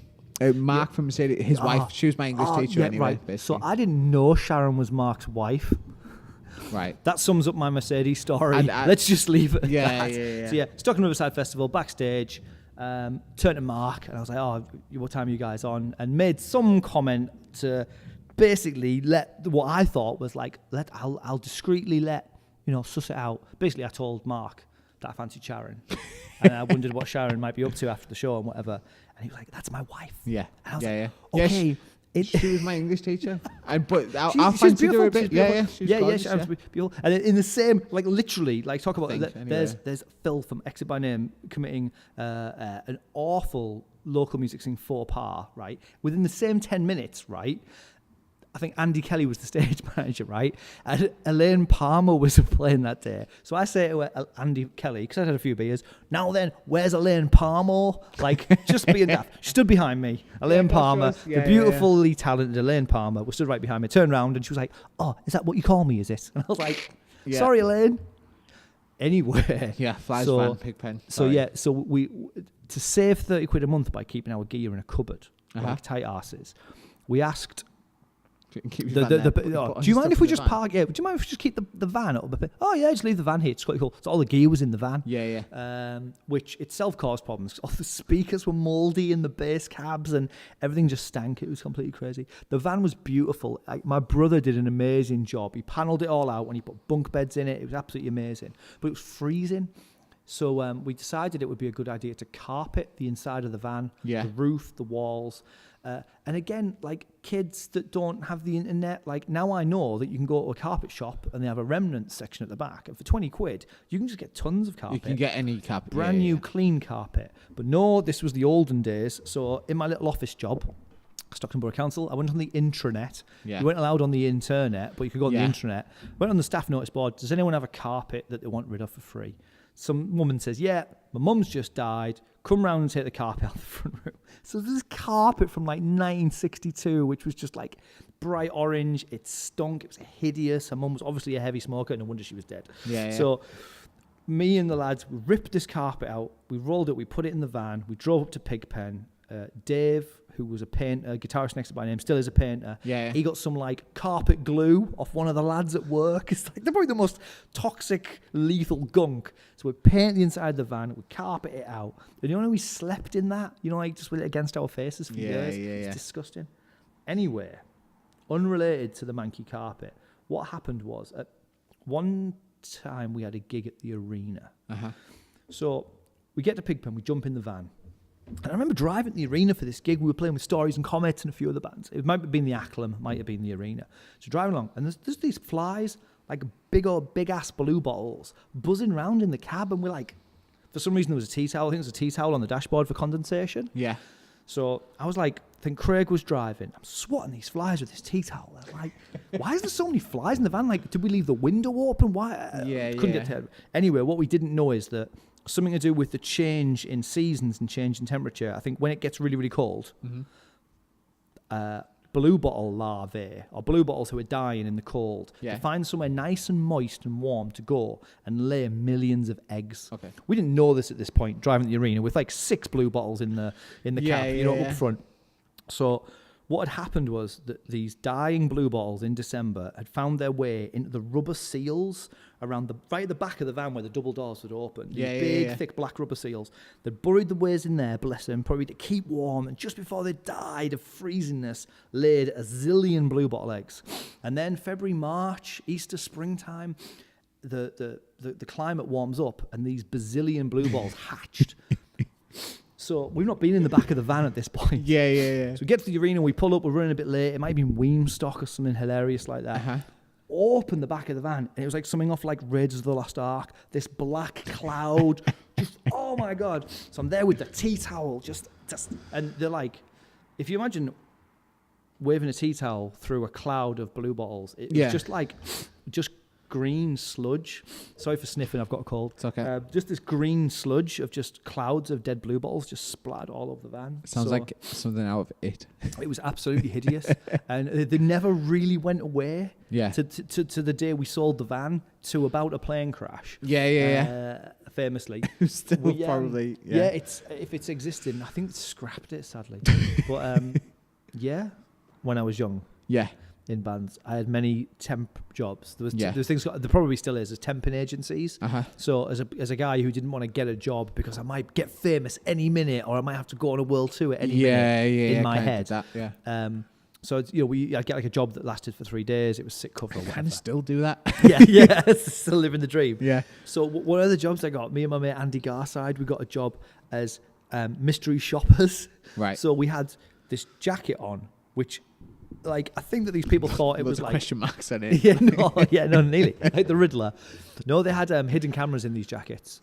So, like, I mean, the machine was like about the size of a shoebox. And that was inside the jacket, and there was like a pinhole camera on it. I mean, anybody would have known. Like, you just looked. It was like a red hot summer's day. So I was going to the Peugeot garage over in Stockton to basically walk around and film a salesman who would try and sell me a Peugeot car. And I did that thing that you've just talked about in that I went for a wee. And I remember being there, and I kind of went, oh, I'm going for a wee. I don't know how to turn the thing off. And I was like, talking into the thing going, I'm really sorry. I've already started weeing. So I'm really sorry that you're listening to this and whatever. And then some guy who worked at Peugeot came in for a wee, stood next to me at the next urinal. So I was just like, and I remember stood there going, worrying that they were going to talk back to me through this, which obviously they weren't going to, but it was such a surreal day when you're temping, because you kind of get to the office and like, right, what are you doing today? All right, you're going to go mystery shopper, you go to Peugeot, pretend to buy a car. When you come up, we'll give you 50 quid. Right. I was like, and some guy called like Bob would just drive me around, just drop me at different car garages. Oh, yeah. And I did 5 in one day once. I had £250, which when you're like a kid... It's just like, that's the most money I'd ever had in my life. 250 quid a day now is... I suppose it is, yeah. Good going, yeah. Yeah. Just going back to the touring now. I remember there when you were on about all the flies coming out of the van and your van getting told about a plane crash, RIP. Yeah. I remember this just popped into my head while we were talking about being in a van and being on tour, and it was with Wraiths. We played a show in fucking God knows where. some godforsaken place. It was in Wales. I can't remember where in Wales, but we played a couple of good shows in Wales and we played a couple of bad shows in Wales. And this one particular show, it was towards the end of a tour and I was absolutely fucking knackered. And I can't remember if we'd been out or not, but we'd been on tour, we'd probably had a good time. And for some reason, like, I'm really aware when I need to sleep. Yeah. Like I can go long periods without and kind of survive to a certain extent, but I was, for some reason I kind of thought, I really need to get my head down because I'm dying here. And we got to this venue, we'd set up all our gear, we'd sound checked, and then I kind of had a feeling that the gig wasn't going to be very good, and I just kind of went, I knew there was 3 bands on before we were playing. And the town I think it was like a Sunday night, and you just know, like if you imagine setting up at Dr. Brown's and Middlesbrough on a Sunday night, you kind of look around, you go to fucking the vibe. There's town no point here. In this, but we're here, we're in Wales. We were always grateful to play a show and get paid. So kind of set up, sound checked. I was like, right, I'm just gonna go and fucking go to sleep in the van for a bit. And I unlock the van. And I rarely can sleep anywhere except like my bed's like a struggle. I always struggled on tour, sleeping on people's floors and stuff. Yeah. It's just a design flaw in me. And but I thought, fuck it, I'm gonna try. I'm gonna get my head down. And I took the keys and I locked myself in the van. And everyone else had all the stuff in the van. And I just thought, fuck him, I don't care. I'm gonna have a sleep. And I slept. And I set my alarm because I knew what time we were going on stage or what time. Like I said, 10 minutes before. I fucking slept. It was some of the best sleep I've ever had in my life. I must have just needed it. And I woke up because someone was banging on the window saying, like, fucking get on stage. Yeah. So I was like, shit, right. And then, like, a second later, my alarm went off. So anyway, got out of the van. Everyone got the shit together. Got on stage. Played the gig. Gig went okay. There wasn't that many people watching. Probably just all the other bands that were playing. Yeah. Kind of, like, came on stage. And I thought, I need that sleep. Feel good. Played a gig, roll on tomorrow. Gig wasn't amazing. We got paid, whatever. Kind of like stood outside with the lads while they were all having a cigarette. I might have smoked at the time, so I'd probably having a cigarette as well. And when the lads from the support bands came outside and said, like really good set. Like, they really enjoyed watching you, blah, blah. And you kind of get used to people saying it because no one's ever going to walk outside and go, your set was shit. Yeah, no, they don't bother, do they? Yeah, so I kind of went, thanks. Yeah, I really appreciate it, blah, blah. And he turned around to me and said, what do you think of our set? And like, usually like 99% of the time I'd bullshit it and I go, cool, maybe you need to work on this, blah, blah, blah. And just because you're in a bit of a peer situation, and I kind of turn around to whoever this lad was, fucking poor cunt from Wales, and I just went, I'll be honest, I was just asleep in the van. And I said, I'm sorry, mate, but I said, like, this tour's just fucking wiped me out. Yeah, tour life. And honestly, he looked at me and went, "Are you fucking joking?" Oh, what a dick! Anyway, fucking bands like you come over here and you fucking play gigs and blah blah. Did he have a go? He had a proper go. You don't even have the fucking time to watch us. And I was like, I know where you're coming from, but I went, honestly, just like play. Should have MMA'd gigs. just before that time. I was trained for a while. It's just play a couple of gigs. have a go. And I said, let me know. I said, think about all the fucking support bands I played. I said, look, I went, he probably watched it and he probably watched you as well. If you want some honest feedback, speak to Ray. I'm sure Charlton watched you, yeah, right? Or Yeah, exactly, yeah. He either had a couple of pints watching you, so I was like, I was just fucking, I was just asleep in the van, so I was like, sorry, kid, but he was fucking livid. And I was like, you wrong just with him. don't. He shouldn't have done that. He shouldn't. That's the kind of thing that I would do. Like, Exit by Name had a word with me. They were like, you're being a dick. Like on stage before we go on off. Like just, I don't know why. I was just like, I was frustrated that we weren't the biggest band in the world. I felt like I'd never been a front man. You know, I'd always been the bass player in bands. So, you know, I was kind of like at the front, all of a sudden at the front of a metal band. I didn't even listen to metal. I was just like, oh, I can't find a singer. Oh, I'll do it. Oh, brilliant. You know, it's a guy who'll actually have a go. I don't think they didn't have much choice really. So, I mean, they were rehearsing for a while before without a singer. Right. They tried a few guys. They had like a rapper, I think, for a practice. But I think they were just pleased. Yeah.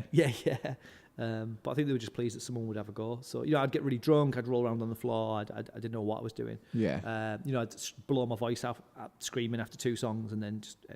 Anyway, so yeah, they were like, you need to kind of pull it together. We did a gig with, there's a band called Tribute to Nothing, who were like another name, a big deal. They had a label, they're called Lockjaw Records, which was like at the time a bit of a big deal. And we spotted them at the Georgian Theatre and there was nobody there. And I did something stupid that annoyed, and after the gig they were like, you need to stop all that stuff, because there was nobody there, but like, what if even someone from one of the guys from the other bands might have just been like, oh, I was in Stockton tonight and I saw the best band I'd ever seen in my life. And I think what I did was, after 4 songs, there was like a song where I started it, I did something, then the song came in. So I just stood on the stage with the mic and they're all looking at me waiting for me to do it. And I just waited and they were looking at me like, dude, it was like a line and then it came in. And I just thought, in my head I was thinking, how long can I just stand here? Like, what a dickhead thing to do. Why was I doing this? Anyway, I was a good boy after that. Yeah. Obviously, I'm a million miles. I mean, I'm far too nice now. I think I'm overcompensating years later. I'm just trying my very best to be a really good human being and be the nicest guy possible. Yeah. I've been accused of fakery, Rick. People think it's an act. It's not. It's just nice. Yeah. I'm a loving, caring father of 2, and I just want everyone to be nice to each other. Good. It's not an act. Yeah. But yeah, like it's like when I think back to it, it's like having a memory of like a different person. I feel like I'm looking back, thinking about this band that I saw where there was the singer was an arsehole. Yeah. Oh, that was me. That's awful. I do that with Raptors. Photos of me under girls' You always skirts hate on Raptors. Oh no, well that's bad. Yeah. But, do you know what? It's funny. All the lads from Raptors who are still like very close with, and I should see more, but I don't. But they're my closest friends in terms of like a friend group. They're my best friends, and they sent me.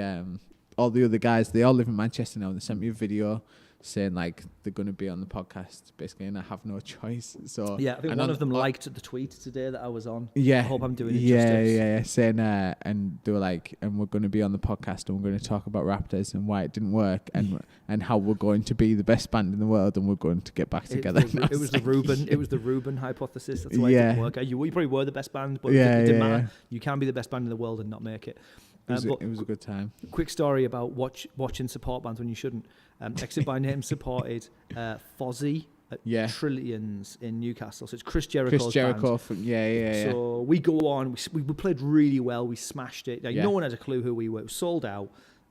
Bryce Stubbs put the gig on. I think it was sold out. It was really good. And we were sat backstage, covered in sweat. We're just like, yeah, cool. Chris Jericho walks in the dressing room. Yeah. Hey, guys, that was awesome. You guys nailed it. The sounds. And little Dave from Exit by Name goes, didn't watch us, did you? Chris Jericho goes, nah. I was like, what? He was like, gotta go do my show. And off he went. I was like, just true times to Chris Jericho. Funny. I got a photo with Neil Buchanan, so... Oh, kind of like on par. Yeah, when he did the Empire. I think it was me, Henry, Neil Buchanan, and the rest of his Marseille. That's his band, isn't it? Yeah, I was thinking about that gig the other day because I'd forgotten all about it again because I have a Swiss cheese memory and I don't remember anything. But it was on my Facebook does that memories thing where it shows you photos of what you were doing 8 years ago to make you thoroughly depressed about your life.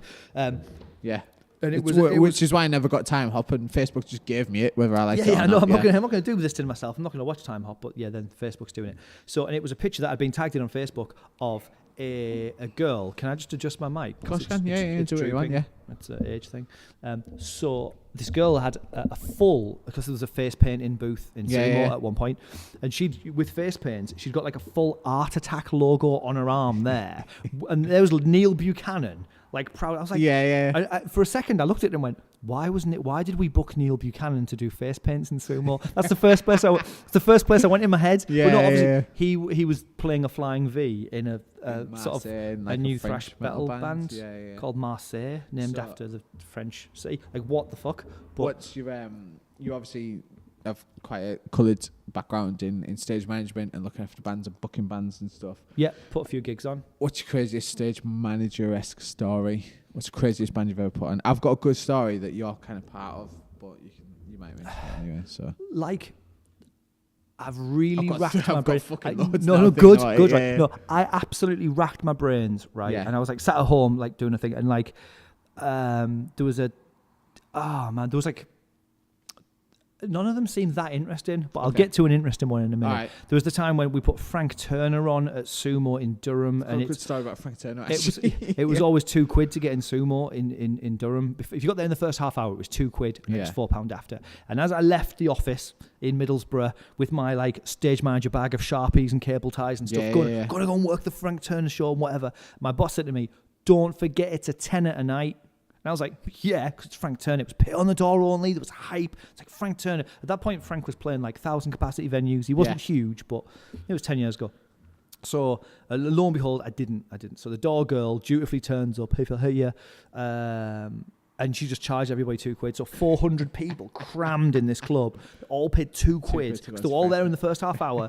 So Frank Turner plays a blinder. There was an amazing moment where he finished the set and everyone was screaming for more. He had no more songs. He played like every song he had. And he was like, "Come on, then I'll do a request." And someone shouted, "Back for Good." And he just played Back for Good by Take That. And I was like, how does he know that? Obviously, so it was some dickhead shouting out the stupidest song they could. I'll shout out a Take That song. And he smashed it. It took him, he was like, and he just played Back for Good by Take That. And everyone sang along and it was an amazing moment. And then I went to cash up. I had £800. Frank Turner was £800. So I couldn't pay the PA. I couldn't pay the door on the girl. The girl on the door. I was like, I know you normally get paid £30, mate, right? But like, I've got nothing. We fucked up here. And like, it's my fault. But my boss was fuming. How was the gig? It was amazing. It was sold out. It was brilliant. He played Back for Good. Great. Nice. But the bad news is... We charged everyone £2. £8 less. So all the profit that you could have had, Frank Turner once told us off for smoking weed outside the cockpit in Leeds, actually. Did he? He told you off for smoke? He's so punk rock. We played Road to Ghost Fest, and it was like fixed because we were like an entry to Ghost Fest just before we broke up. But... which was in Cockpit 3. Frank Turner, what's his other band called? Mongol Horde. Yeah, played Cockpit 2. And it was like a sold out gig, blah, blah, blah. And we got to watch them for a bit, and we were like outside of the venue smoking weeds. We were playing with some bands that we were quite good friends with. Cool. And we were like, hanging out, having some beer, smoking some weed. And I'm the only rock star / music promoter / nightclub rep that I know that just doesn't and never has taken any drugs. I'm so boring. Like honestly, I've got some good drug stories, which we'll come to. But so boring. So you were smoking weed, and Frank Turner. Yeah. So Frank Turner comes out, tells us that he kind of like spied backstage and watched some of the bands and stuff. Really enjoyed it. Really likes what we're doing. Blah blah blah. We're all fucking buzzing. Frank Turner. If it was the time that it is now, we'd have got some pictures with him and put them on Instagram, and like. We had a really good time. Yeah, all hail Frank Turner. Had like, what a cool guy, blah, blah, blah. Went back, played the gig. And then the, not the promoter who runs a cockpit for Live Nation, who's like, everybody knows Ben something who runs Slam Dunk. Not him, but whoever was running the cockpit at the time kind of came over and went, so like Frank Turner's just like kind of came over and I said like you were all like smoking weed and he doesn't really want you to do that. And we were like, hey, like, do you think it was just him? Do you think he was like, I'll tell them that Frank said it? Maybe, yeah. Because Frank Turner was like, he didn't say, can I have some? But he might as well have. Like, he was that close, and he was like hanging out with us, and he had a beer with us, and blah blah blah. And like, I was like, and they were like, he said, can you just like not do it? And we were like, yeah, all right. And obviously we were like, yeah, of course we'll stop it. And then obviously just obviously didn't pay any attention to it and kind of continued to do what we do. But yeah, I found that a bit strange. But like he was great with us. So yeah, so maybe I just feel like I don't really believe that he said it. You know what I mean? That is the problem. Remember when Trash Talk played Music Live? Intro Festival. Quick Frank Turner story. Okay. So after Exit by Name, I decided, probably a bit inspired by Frank Turner, I'd buy an acoustic guitar and I'd be a punk rock troubadour and I'd like record some acoustic stuff and put it. I can't really sing. It was like you played drums. Phil Saunders the band. Yeah. Why did we call it that? It's a joke. But anyway. Rick Baker TV, you know what I mean? Rick Baker the TV talks about Phil Saunders the band with Phil Saunders. So much ego in the room right now, but it was such a weird thing because I really wanted to do it and it was really good fun, but whatever. And it boggled my mind to this day that people would book me for gigs, give me good shows, pay me good money, and I would go and play these songs on an acoustic guitar. I was playing like 2-finger power chords on an acoustic guitar, like 3-chord, 2-chord, like bad punk songs. Anyway, I did all right for a bit. So got asked to support Frank Turner on New Year's Eve, a club in Darlington. It was sold out. It was amazing. And we got there, and I asked Kev to come and play with me, sort of like second guitar. We ended up doing a full band. You played drums. Yeah. And Jamie played drums as well, and then you played drums. Anyway, so me and Kev played it as like a duo, acoustic, played my songs, did like a Rancid cover.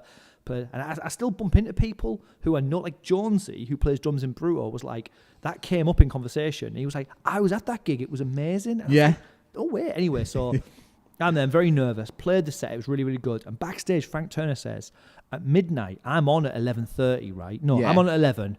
And my set's going to finish at midnight. I'm going to play Auld Lang Syne. Will you guys come up on stage and play Auld Lang Syne with me? I'll show you the chords now. And I was like, I got to work. Because I was the promoter of the Middlesbrough Empire. And it was New Year's Eve, and there was pyro rigged in the ceiling. My girlfriend was there, my fiance was there at the time. I was like, that was maybe the fact that Claire was there. I was like, I'm not going to stay in Darlow with. And Kev was looking at me like, you fucking. And he just looked at me like Frank Turner looked at me. You know, if I was Frank Turner at that point, I would have went, no worries, mate. You know, you got to pay. You know, you got to go to work. Like Frank Turner should have known like how gutted I was to have to say I can't do that. Not only would it be really I get to play Auld Lang Syne at midnight to 400 people, but with Frank Turner, like, oh my God, this is going to be amazing. I've got to turn that down. But he just looked at me like, you dick. Like, he was just like, you're going to work. You're fucking joking me. He didn't speak to me for the rest of the year. We were in that dressing room with another 20 minutes, and he just kind of didn't speak to me. He was a bit weird. I said to Kev, what you doing? You coming to the Empire? He's like, no, I'm staying.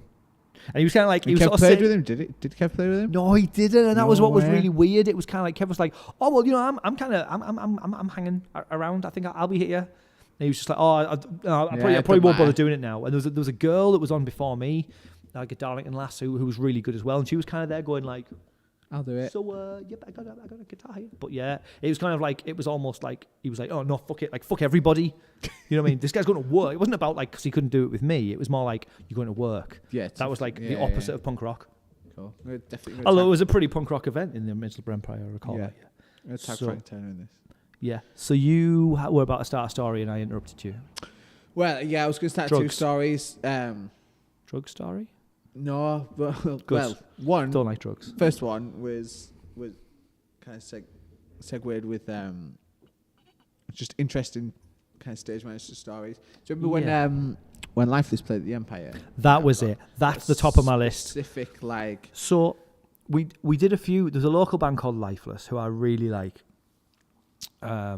And they did a few gigs. Yeah. And I don't know if I'm talking about the same gig here. Okay. But there's a thing we did at Sumo when Rick and I ran a very popular rock night called Sumo, which is still very popular and very good. Yeah. Even though it's not looked after by ourselves. Long live the king. But we put two bands on at the same time. Yeah, was it the same night? Yeah, the same gig. So Glass Avalanche won it. Yeah. So the two biggest rock bands at the time were Lifeless, who were like thrash metal, and Glass Avalanche, who were like punk rock. And we had the idea we would put them on at the same time. Yeah. So there's two drum risers, there's two drum kits, all the band were on the stage at the same time, and they play a song each.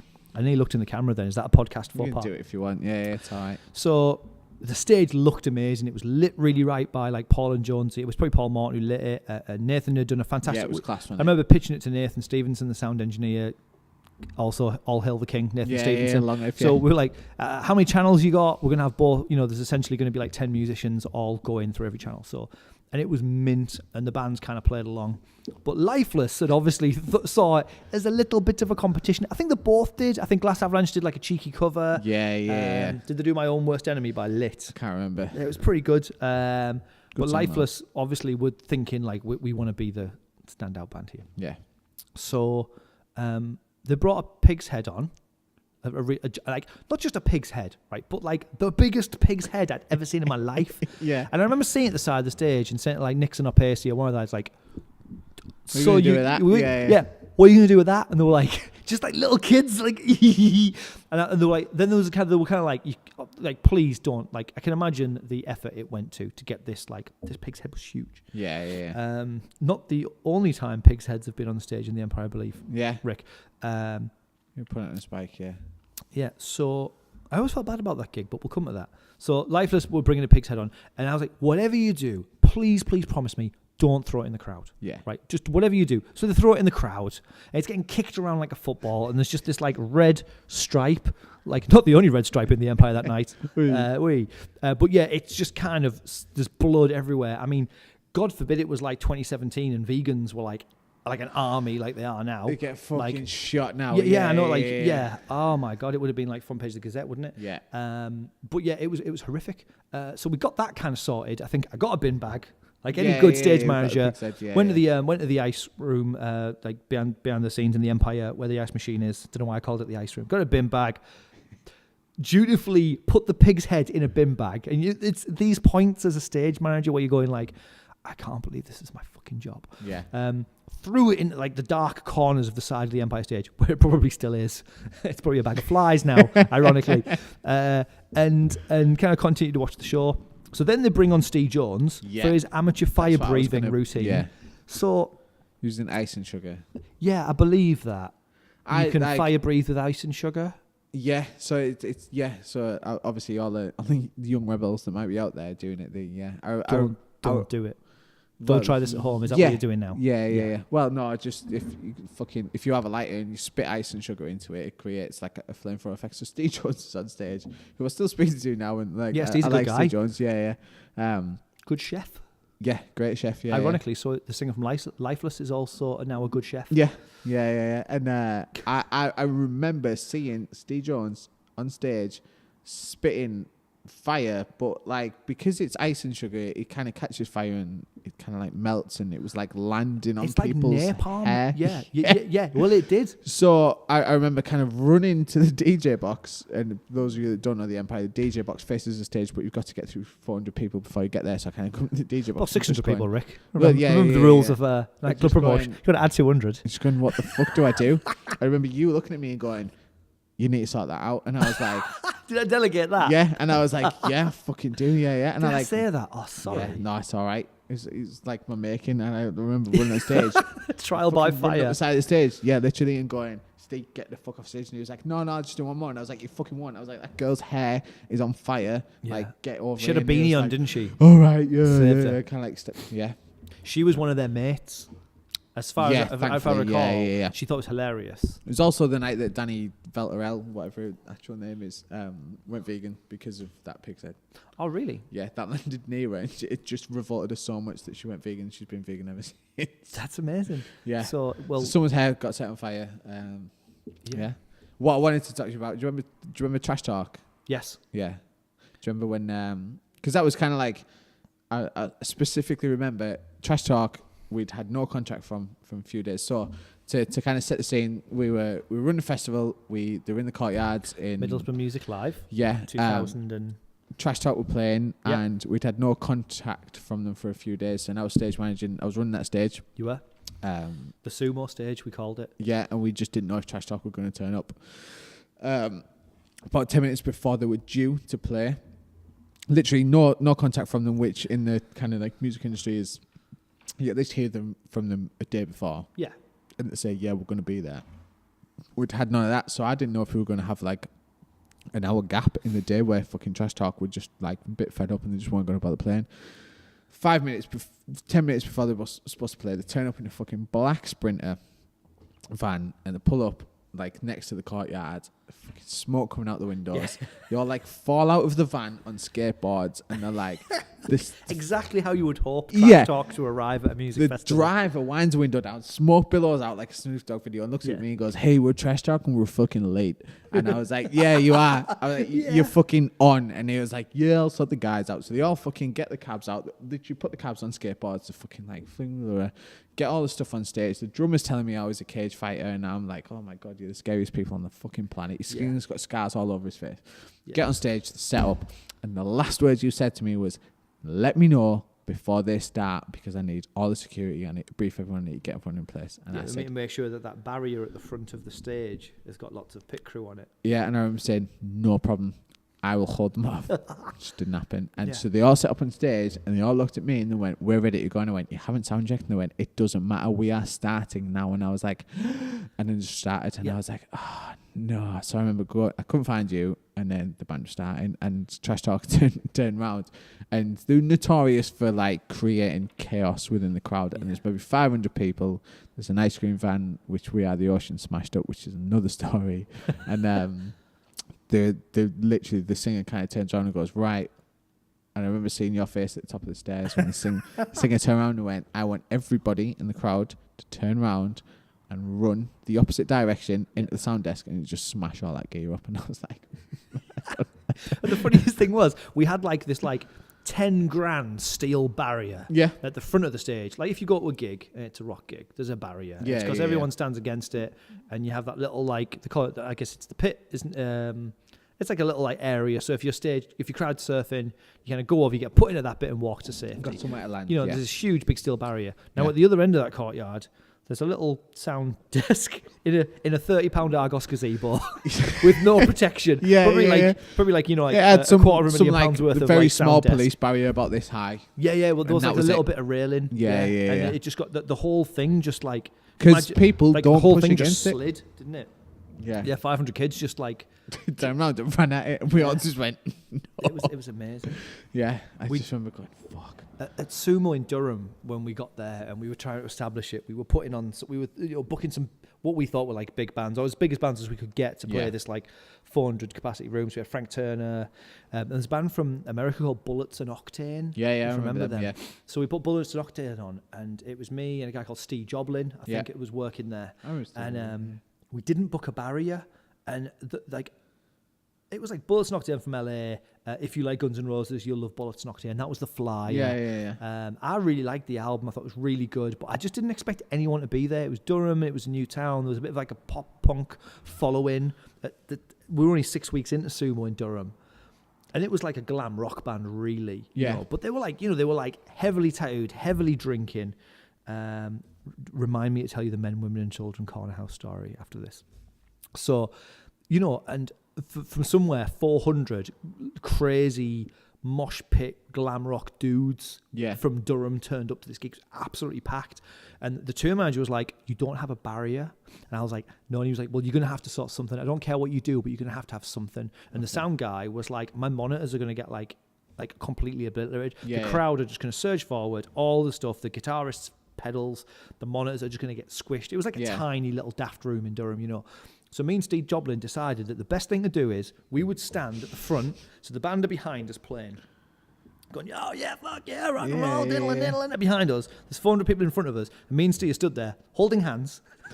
Again, you're inexperienced. These are the things that make you think you had to stop Steve Jones with some icing sugar. So this is me. This is my kind of like learning, because no one tells you how to be or go on stage manager show in Durham. No one gave me a manual saying this is what you do. In case 400 people so I'm kind of stood there holding hands with Steve. And it's about we're getting squished, tossed and turned. And at one, I think the singer, who's called Gene, who's an absolutely amazing individual. He's like such a nice guy.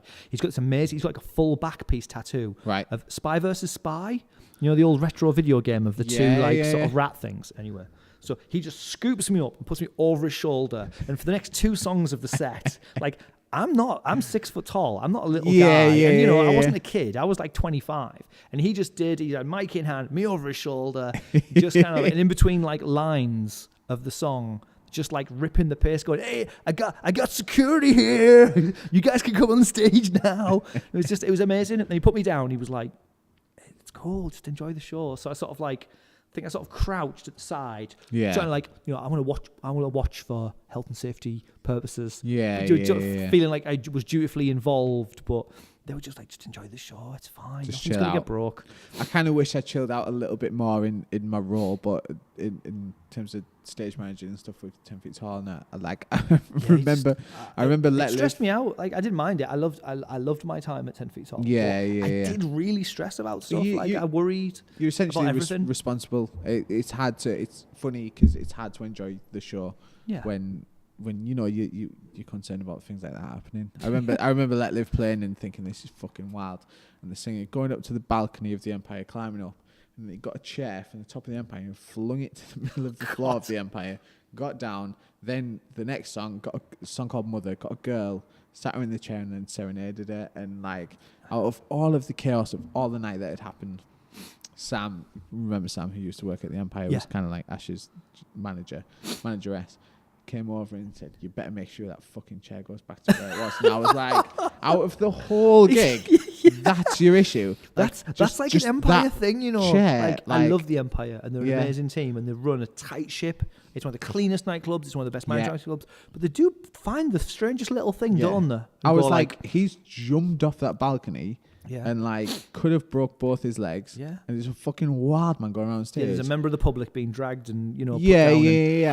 And you better make sure that chair goes. Yeah, I was like, if you want me to do anything tonight, I'll make sure that fucking chair goes back. Like that's the least of my worries. Funny one, Sam. Yeah, she's brilliant. But, she was class. Yeah. Oh yeah, she was great. Like I love her bit. She was fun to work with. But yeah, I was just like, okay, if that's your only issue, then I can sort that out. Since that barrier Bullets Nocturne thing, I booked a barrier for every single show. Yeah. We put on a show at Spenceley's Emporium. Yeah. And I got an email from a German agent saying, "I've got a tour package. Do you want it? It's 500 quid.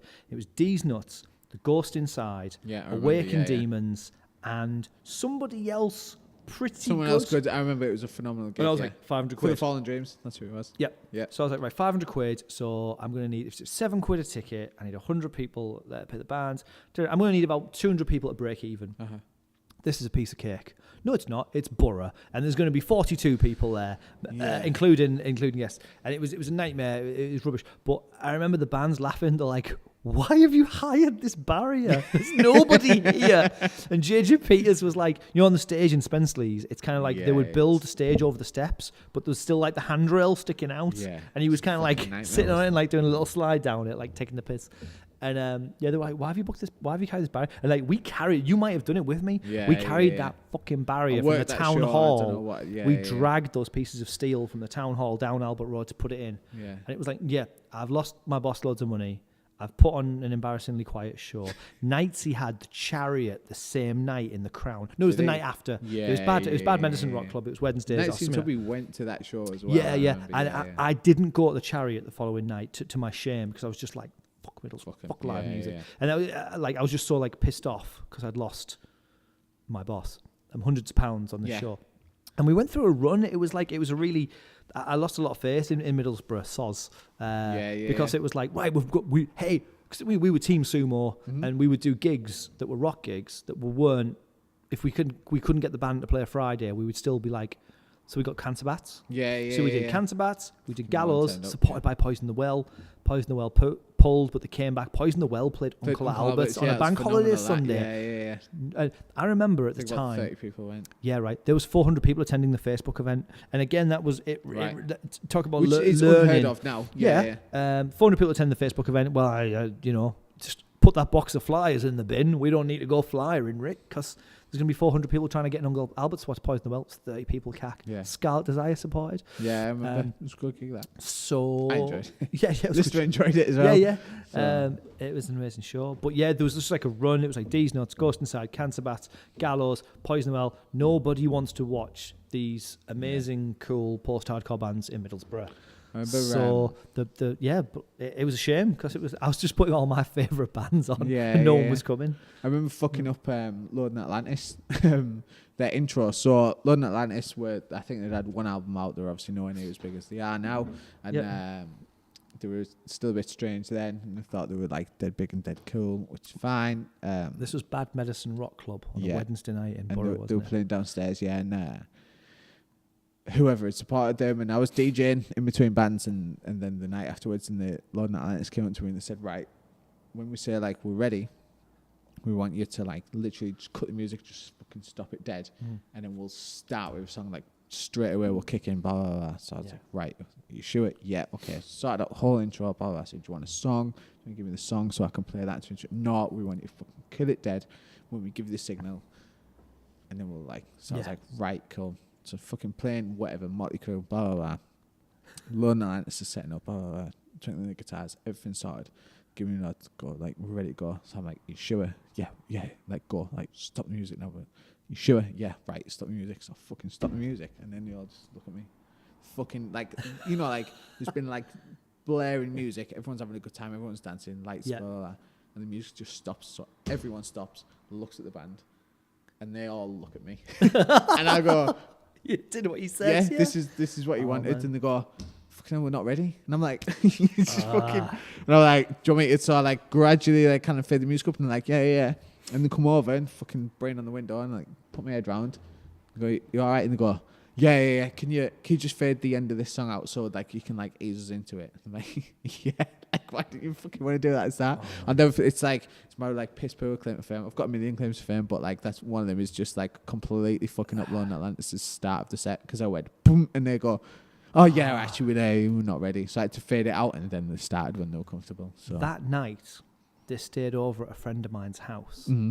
And in the morning, for the record, it might not have been Lord and Atlantis. Allegedly, So, as in, it might have been the members of the actual band. It might have been the merch guy, lighting guy. It could have been the road crew or whatever. I should say drummer, as if the drummer's not part of the band. But it might not have been the beautiful, talented members of the multi-million selling Lord and Atlantis. It could have been their friends that were with them because it was Lord and Atlantis plus like hangers on. Yeah. So they all stayed over at my mate's house. I think it was Tom Roberts, but I could be wrong. Yeah. So the next morning, Tom wakes up. It's like 8 o'clock in the morning. And he's like, he's just had Lord and Atlantis still over in his house. He's feeling pretty good, you know what I mean? And he hears like what looks like everybody leaving. So he's like, what, they're not even going to say goodbye? Whatever. Yeah. So he goes to the front door. They're all there with all the gear and all the rucksacks. And when he looks, all the DVDs and CDs in his house, all the Xbox games as well. Yeah, all the shelves in his living room are empty. And he was like... So guys, do you have all my games and DVDs and movies? And I think the story goes that they just kind of dutifully unzipped their backpacks, emptying the bag, put it all down, and just hastily left. And it was just like, oh man. Yeah.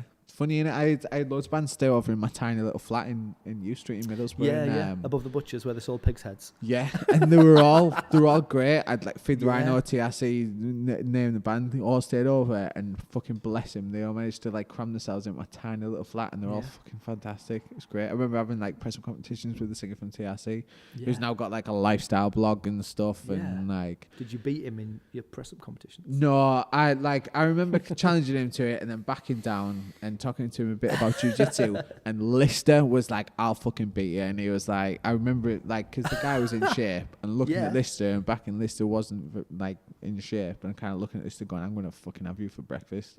And he did. So when men, women and children played the Corner House, and this was at a time, the Corner House, if you're not familiar with it, was like a U shape. Mm-hmm. And the good thing about this venue was you could open bits of it. If you were expecting a busy night, you'd open like this full U-shaped building, which was like 3 rooms. Yeah. If you're expecting a quiet night, you could just open one. So it was like a rock room through into a big indie room, and then we call it room 3. Yeah. Which you'd have like, maybe it was like, so there's like rock, indie, and then we had like a rotation, didn't we? So it's like Fashion Phil playing like pop. Crepe stuff, JT, Creeps, Electro, Bobzilla was in there. Double Denim had a set there. Double Denim, some Trucker Rock with Rick Baker. All sorts of cool. Blackjack Rabbits Burlesque. Danny would be in there doing burlesque acts and amazing. Like Ned and Catherine would do and Trudy would do rock and roll DJ sets. Really good times. But when we had a band on, The band would play the indie room, just because that was the best room for a band, not necessarily indie bands, but punk rock bands. And then we'd use that room for the dressing room. Yeah. So basically, we'd staple gun a bit of black fabric to the ceiling. And the bands would just be like, this is the dressing room, you know, like the whatever.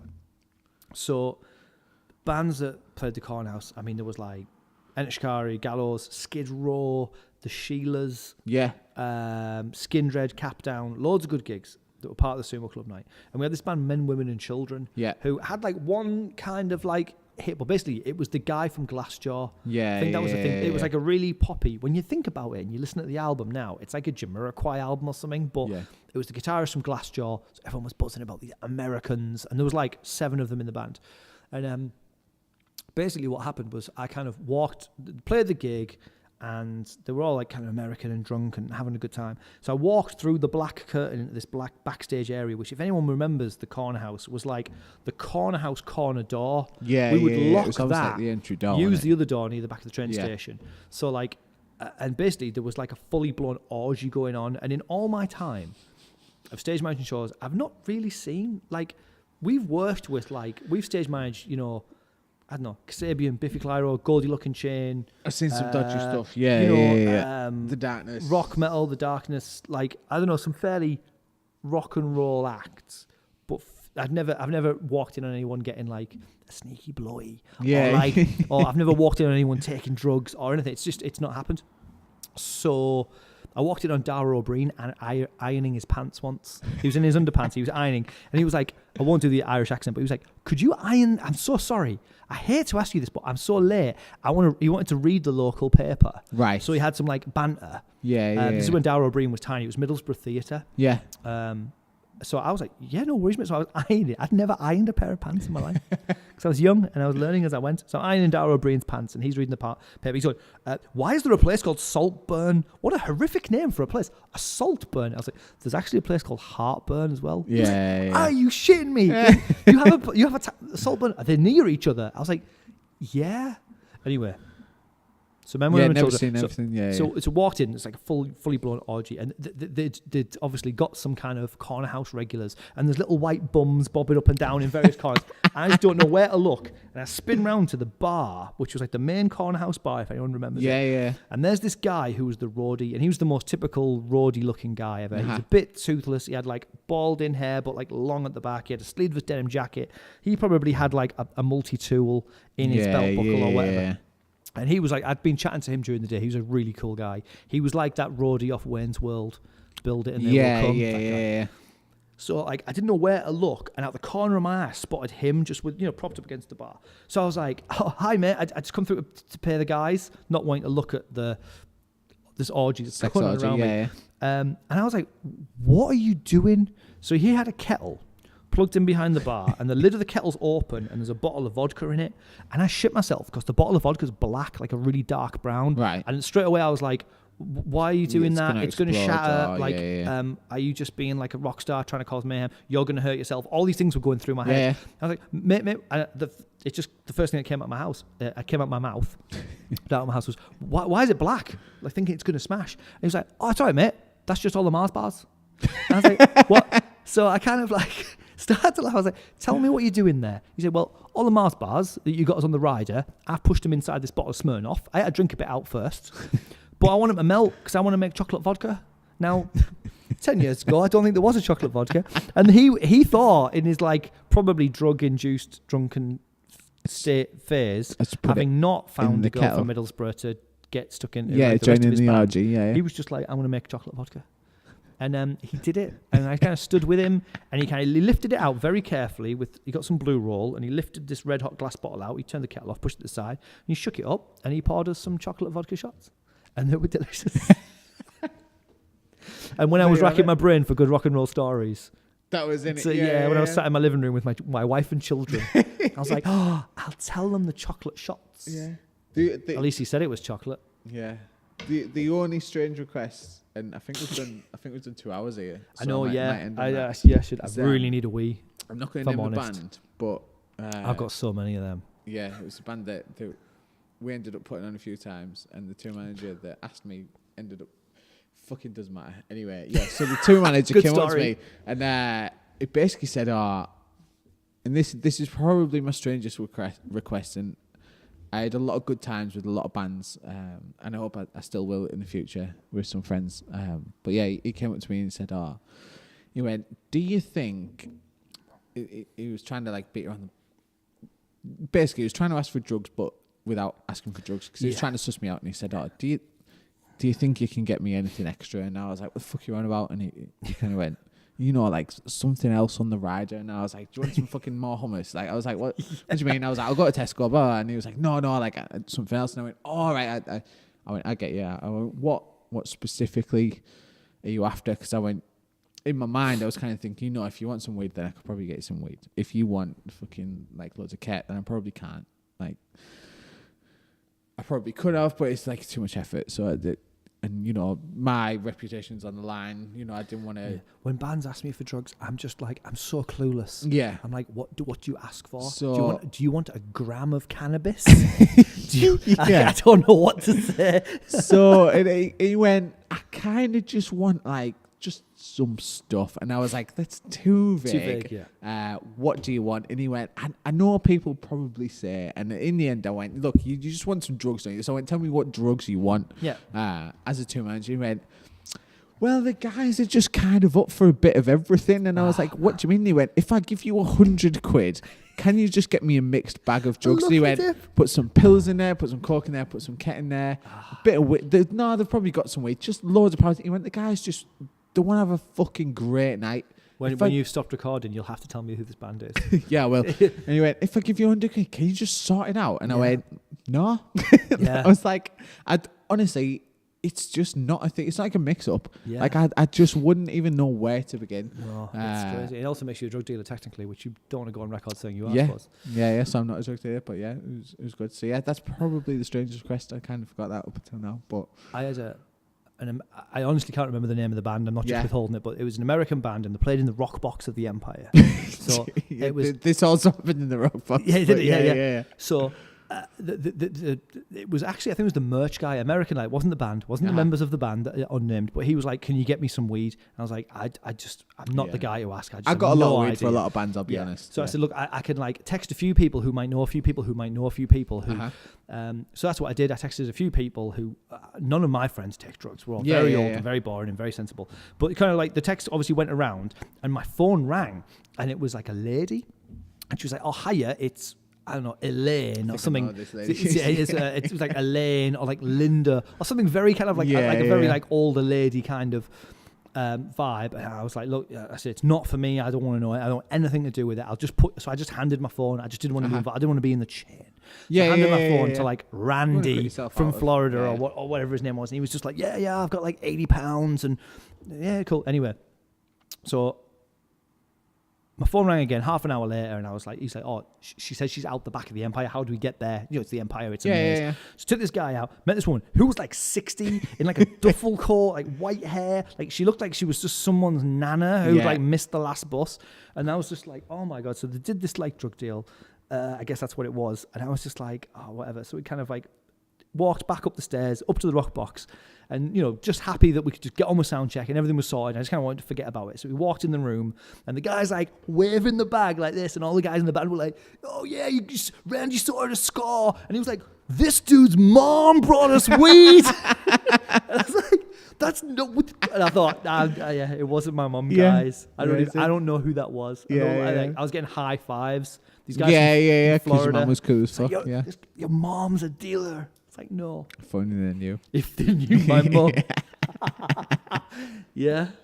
So yeah, that's that. And on that, we'll leave it there. Yeah, good end. Thank end you. On a high. No pun intended. All the best. Yeah, thanks for having me. It's all right. Thank you for coming on. Appreciate it.